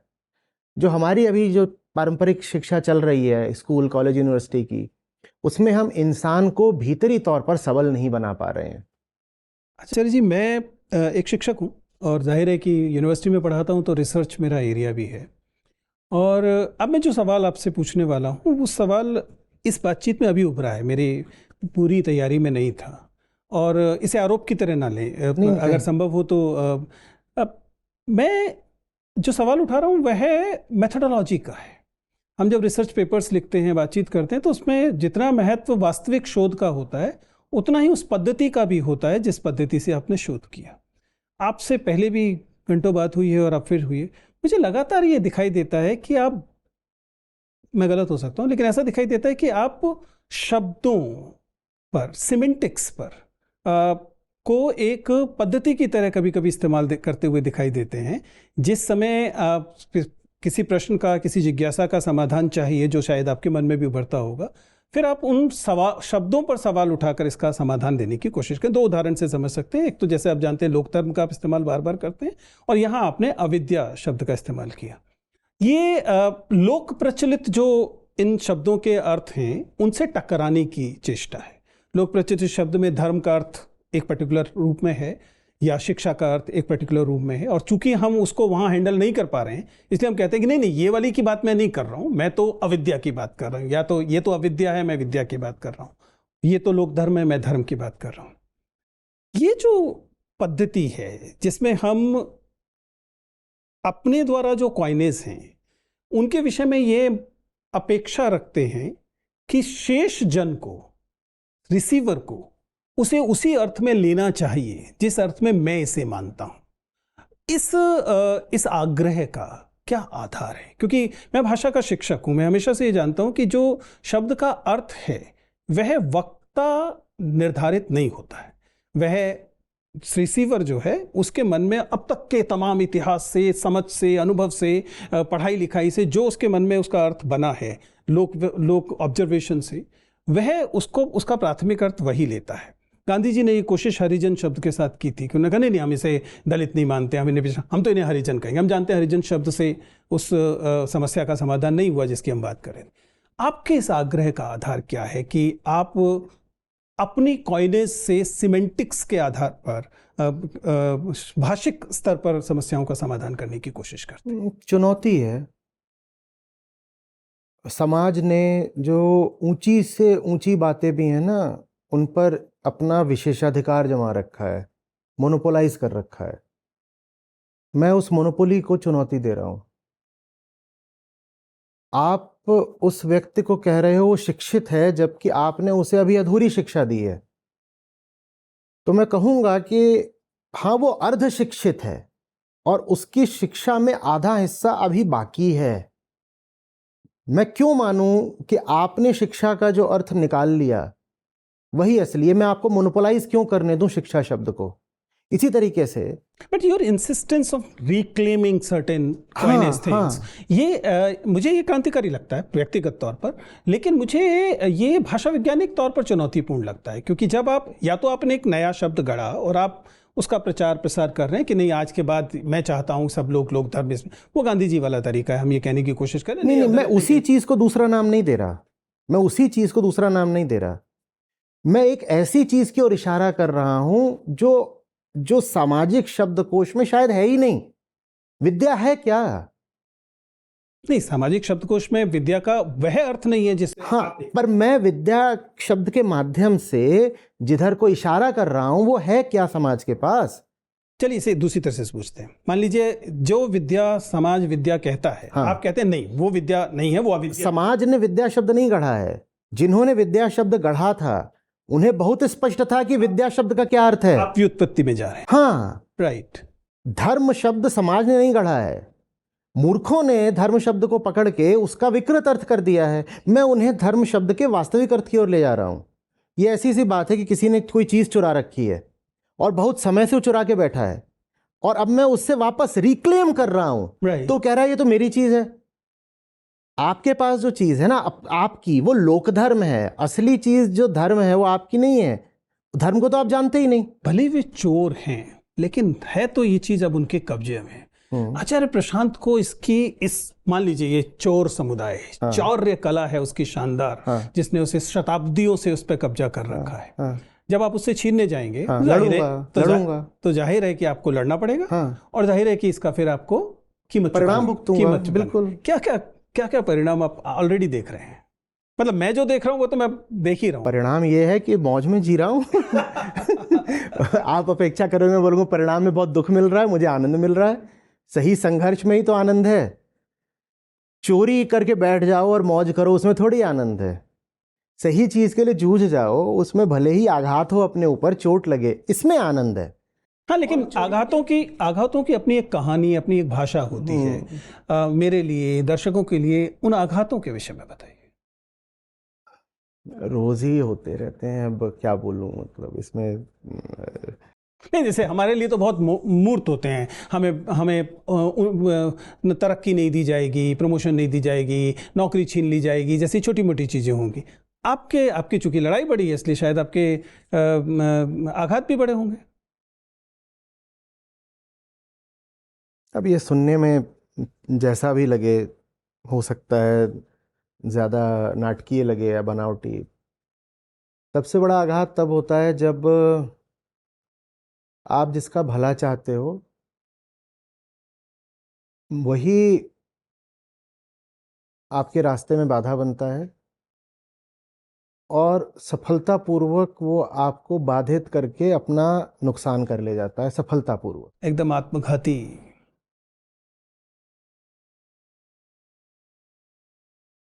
वो बिल्कुल मुंह पर थप्पड़ जैसा लगता है। आपको दिख रहा है वो डूब रहा है, वो बर्बाद हो रहा है, आप उसको बचाने गए। ऐसे समझिए कि घर एक है, वो जल रहा है, और जलते हुए घर में कोई है और जलने के लिए तैयार है। उसके ऐसे आग्रह बन गए, उसकी ऐसी धारणा बन गई है, उसको इस तरह कंडीशन कर दिया गया है कि मुझे यहाँ जल ही जाना चाहिए। यही तो संस्कार हैं, यही धर्म है, यही जीवन का उद्देश्य है, यही सदाचार है, यही अच्छी चीज़ है, यही करना है। वो एक जलते घर में बैठा हुआ है। आप आग से लड़ लेते हो, और आग से लड़ने के बाद जब आप उसको बचाने के लिए पहुंचते हो भीतर, तो आप पाते हो आपको उससे भी लड़ना पड़ रहा है जिसको आप बचाना चाहते हो। आपने आग को तो हरा दिया, आप जिसको बचाने गए आप उसको नहीं हरा पाते। वो जीत जाता है और जीत करके वो राख हो जाता है। ये रोज होता है। आग से लड़ना आसान है, जो खुद आग में जलने को तैयार हो उससे लड़ना बड़ा मुश्किल है। अगर हम इस रूपक को ही थोड़ी देर एक्सटेंड करके इसे समझने की कोशिश करें, तो यदि मैं, मान लीजिए मैं आई ग्रांट यू कि आप हायर कॉन्शियसनेस के साथ हैं, लेकिन मैं अगर ऐसी स्थिति में हूँ, तो मैं अपने ऊपर ये सवाल उठाऊंगा कि मेरा ये दंभ कि मुझे उसके विषय में, उसके लिए क्या बेहतर है, उससे बेहतर पता है, इस दंभ का स्रोत क्या होगा? मुझे ये पता है मेरे लिए क्या बेहतर है। That is true. बस यही है स्रोत। मैं भी इंसान हूं, आप भी इंसान हैं। तो संभवतः जो मेरे लिए अच्छा है वही आपके लिए भी अच्छा होगा। स्वभाव तो एक ही है ना। अगर मैं नहीं बर्दाश्त कर सकता कि मुझे बंधन में रखा जाए, तो ये आपके लिए कैसे अच्छा होगा कि आप 100 तरह के बंधन ढो रहे हैं। मैं नहीं बर्दाश्त कर सकता कि मुझसे रोज़ झूठ बोला जाए या मुझ पर रोज़ कोई अत्याचार करे, तो आपके लिए कैसे अच्छा हो सकता है कि आपसे झूठ बोले गए हैं, आपने उन झूठों को सच मान लिया है और आप अत्याचार बर्दाश्त कर रहे हो। आपके लिए कैसे अच्छा हो सकता है? इंसान मैं भी हूँ, इंसान आप हो, और हम दोनों बराबर हैं। और इस अर्थ में फिर मैं ये भी बोलूँगा कि आपने जो ऊंची नीची चेतना का भेद बोला वो गलत हो गया ना। नहीं, वो वेदांत वाला तो थ्योरी। अगर वास्तव में मैं ऊंचा होता और दूसरा व्यक्ति नीचा होता, तो मुझे ये कहना चाहिए था ना कि तू नीचा है, तू जल जा, तू मर। पर मैं कह रहा हूँ जैसे मैं आग में जलना अपने लिए बर्दाश्त नहीं करूंगा। यहाँ पर एक वो महत्वपूर्ण मोड़ आता है इसमें कि अगर ये जो ईगो का सवाल है, हम जैसे जैसे पढ़ते लिखते हैं, या हमारी कुछ छोटी मोटी बड़ी जैसी भी उपलब्धियां होती हैं, या हम कुछ हासिल करते हैं, या लोग हमें पहचानने लगते हैं और हमसे सलाहें लेने लगते हैं, आपके साथ बार बार होता होगा, मेरे साथ भी होता है। इन स्थितियों से, इन प्रक्रियाओं से एक आशंका लगातार रहती है कि हमारी अपनी ईगो जो है, मेगलोमेनिया, हाँ, वो एक तरह से बढ़ती जाएगी, और एक समय के बाद फिर हमें इस बात से शायद कष्ट होने लगेगा कि कोई हमें पूछ क्यों नहीं रहा है। ये जो ईगो का सवाल है, मैं उस दिन का इंतजार कर रहा हूँ जब लोग पूछना बंद करते हैं। नहीं, लेकिन इस ईगो के सवाल को आप हैंडल व्यक्तिगत तौर पे कैसे करते हैं? क्योंकि ये सिर्फ व्यक्तिगत तौर पर ही करते हैं। हाँ, कैसे, मतलब जैसे मेरे पास अपने कुछ औजार हैं इसके, लेकिन वो हमेशा काम करेंगे इसका दावा नहीं है। आपके क्या औजार है? पता रहता है, मेरी ही चीज़ है ना। मैं कुछ ऐसा कर रहा हूँ, जिसमें भीतर का जानवर सक्रिय है और भौंक रहा है, तो मेरे अलावा और किसको पता चल सकता है? सबसे पहले तो मुझे ही। बाहर वाला अगर बहुत नज़र रखता होगा तो शायद उसको पता चले, वो भी थोड़ा बहुत बाद में। सबसे पहले तो मुझे ही पता नहीं, चलेगा। लेकिन इस उकाब के, इस चील के पर कतरने का तरीका क्या है? उसे पहचान भी जानना- लिया। उसे जानना नहीं, जानने के बाद कुछ नहीं करना पड़ता। जानना ही है समाधान। To know is to cure. And that brings me to almost the final part of it. ये वाला दम्भ वाला सवाल मैंने इसलिए पूछा था कि ये इस दम्भ का एक बड़ा स्रोत आज की दुनिया में वह चीज़ है जिसे हम अटेंशन कहते हैं। कुछ लोगों के पास डिस्प्रपोर्शनेटली ज़्यादा अटेंशन, चाहे वो उन्होंने हासिल की है चाहे संयोग से मिल गई, आजकल की दुनिया में है। वो इन्फ्लुएंसर्स हैं, वो ओपिनियन मेकर्स हैं, वो हमारे आपकी तरह के वे लोग हैं जो कैमरा के सामने बहुत बार दिखाई देते हैं। और ये अटेंशन अपने आप में एक नई तरह की सत्ता भी है, वेपन है, हाँ, एक हथियार भी है। हथियार है। इस अटेंशन को आप कैसे देखते हैं, पहली बात, और इसके क्या क्या जोखिम आप देखते मैं हैं? कह रहा हूँ इसको भी रिक्लेम करना पड़ेगा। जैसे प्रेम शब्द समाज ने हड़प लिया है, प्रेम शब्द के वास्तविक अर्थ तक पहुंचाना होगा शब्द को। जैसे धर्म शब्द को किसी ने हड़प लिया है, पर उस शब्द को उसके वास्तविक अर्थ तक पहुंचाना होगा। इसी तरह से अटेंशन भी किसी ने हड़प लिया है, अटेंशन उन तक वास्तव में पहुंचाना पड़ेगा जो अटेंशन के हकदार हैं। क्योंकि हम किसी न किसी को तो अटेंड करेंगे ही, तब तक जब तक हम इस लायक नहीं हो जाते कि हमें किसी भी बाहरी व्यक्ति को या स्रोत को अटेंड करने की अब ज़रूरत ही नहीं पड़ी, है ना?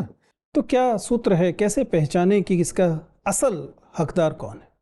जो आपका अटेंशन आप तक वापस लाना चाहता हो उसको अटेंशन दे दीजिए, और जो आपका अटेंशन अपने पास रख करके उसे बंधक बना लेना चाहता हो, मोनोपोलाइज कर लेना चाहता हो, उसे अटेंशन मत दीजिए। जो आपसे कहे पे अटेंशन टू योरसेल्फ, उसको अटेंशन दे दीजिए। ये थोड़ा विरोधाभासी है पर समझना होगा। नो, आई एम गेटिंग जो डेफिनेटली। और जो कोई आपका अटेंशन लेकर के रफू चक्कर हो जाना चाहता हो कि मुझे मेरा अटेंशन दे दो और देते ही रहो, तुम मुझे अटेंड करते ही क्योंकि रहो। जिस अटेंशन इकोनॉमी में हम लोग बहुत निकट से देख रहे हैं, वहाँ वो अटेंशन जो है वो Attention is money. मोनेटाइज होती है। वो अटेंशन जो है और अटेंशन लेकर आती है, उसकी एक पूरी की पूरी पूंजीवादी व्यवस्था खड़ी होती है। अंततः आपको उससे सत्ता भी मिल सकती है। हाँ, सत्ता भी मिल सकती है। तो इसलिए शायद अपनी अटेंशन को बहुत ज़्यादा ध्यान से देने की भी ज़रूरत है। हाँ, और कैसे देना है ये तय कैसे करें? जो आपको आप तक वापस लाता हो उसकी बात सुन लो, और जो आपको आपसे दूर खींचकर किसी और लोक में ले जाता हो उससे बचकर रहो। Fair enough. So this was the entire gambit जिसको मैं लेकर इसको मैं थोड़ा सा एक दे हाँ। जो आपसे कहता हो मुझे देखो, उसे मत देखो। अरे वाह, जो आपसे कहता हो खुद को देखो, उसको देखो।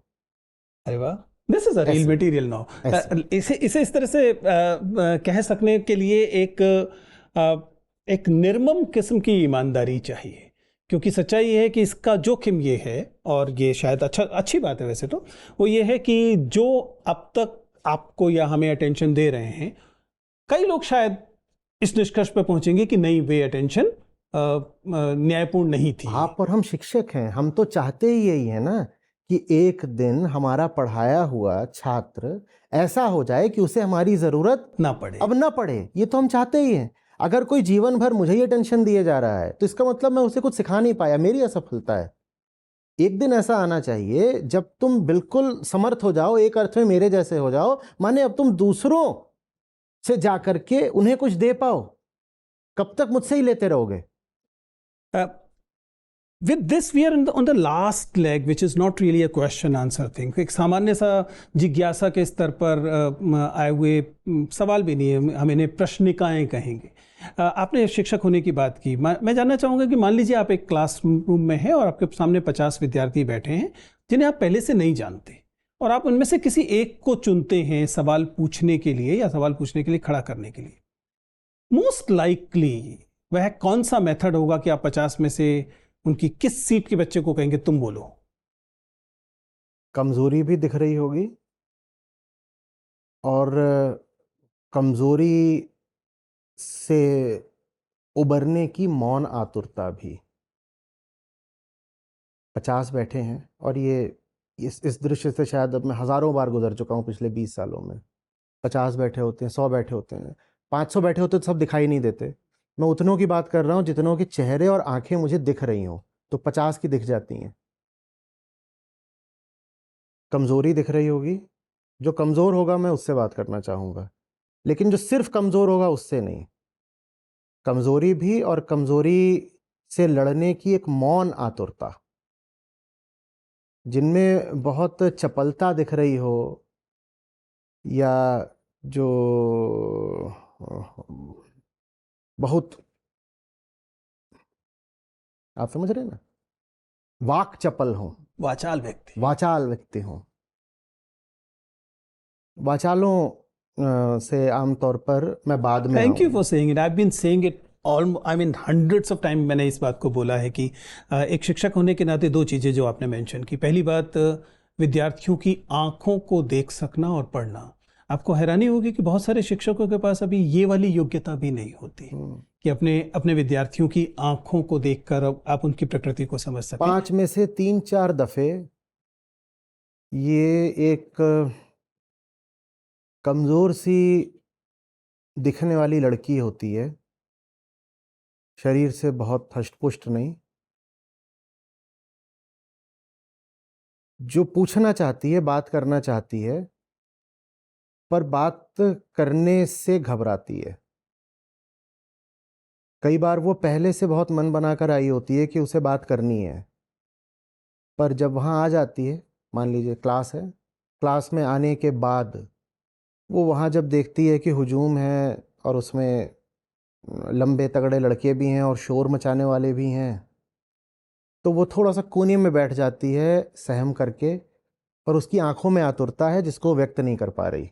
आई can definitely relate to it. I mean I been doing it almost every day. ये बात हम समझ पाते हैं, खासतौर से नई क्लासेस में ये बहुत। मैं इससे बात करना चाहूँगा। एग्जैक्टली।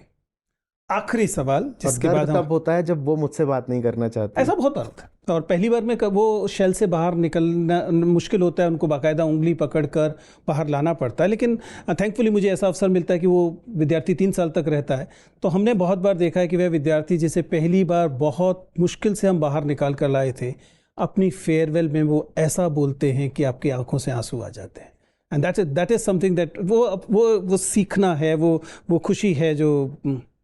आखिरी सवाल मेरा, आचार्य प्रशांत व्यक्तिगत तौर पर क्या कर रहे हैं कि वे यह सुनिश्चित कर सकें कि वे कल्ट नहीं हो जाएंगे? कहीं मतलब ऐसा तो नहीं होगा कि आज से 70 साल के बाद आपकी मूर्तियां लग जाएं और उनकी पूजा करने लगे, जो कि एक दुखदाई चीज होगी, आप मानेंगे?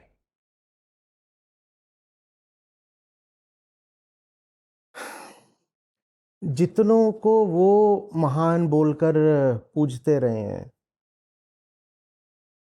उनको महान मानने के आधारों में तुम्हारी अपनी व्यक्तिगत खोट क्या रही है, हम यही तो निकाल रहे हैं ना, कि तुमने अंधभक्ति करी है। तुम जानते भी नहीं हो कि किस चीज़ को बाहर बेहतर माने, किस चीज़ को न बेहतर माने, क्योंकि तुम नहीं जानते कि भीतर क्या बेहतर है क्या नहीं है। भाई मैं बाहर किसी कल्ट का सदस्य बन जाता हूँ, ये एक व्यवस्था है, सामाजिक चीज़ है ना, कि एक गुरु बना लिया या कोई एक मसीहा खड़ा कर दिया और मैं उस कल्ट में शामिल हो गया और अपना अंधे तरीके से अपना अनुकरण कर रहा हूँ। ये हो पाए उसके लिए ज़रूरी होता है कि भीतर बड़ा अंधेरा हो, भीतर बड़ा अंधेरा हो। भीतर अभी है अंधेरा, और इसीलिए तुम पता नहीं किस किस को आदर्श बनाते हो, रोल मॉडल बनाते हो, पूछते रहते हो, किसी को भी महापुरुष बोल देते हो, किसी को भी अपना नेता बोल देते हो। तो भीतरी गड़बड़ के कारण आप बाहरी तौर पर अनुगामी हो जाते हैं, फॉलोअर बन जाते हैं, चाहे कल्ट के चाहे किसी के।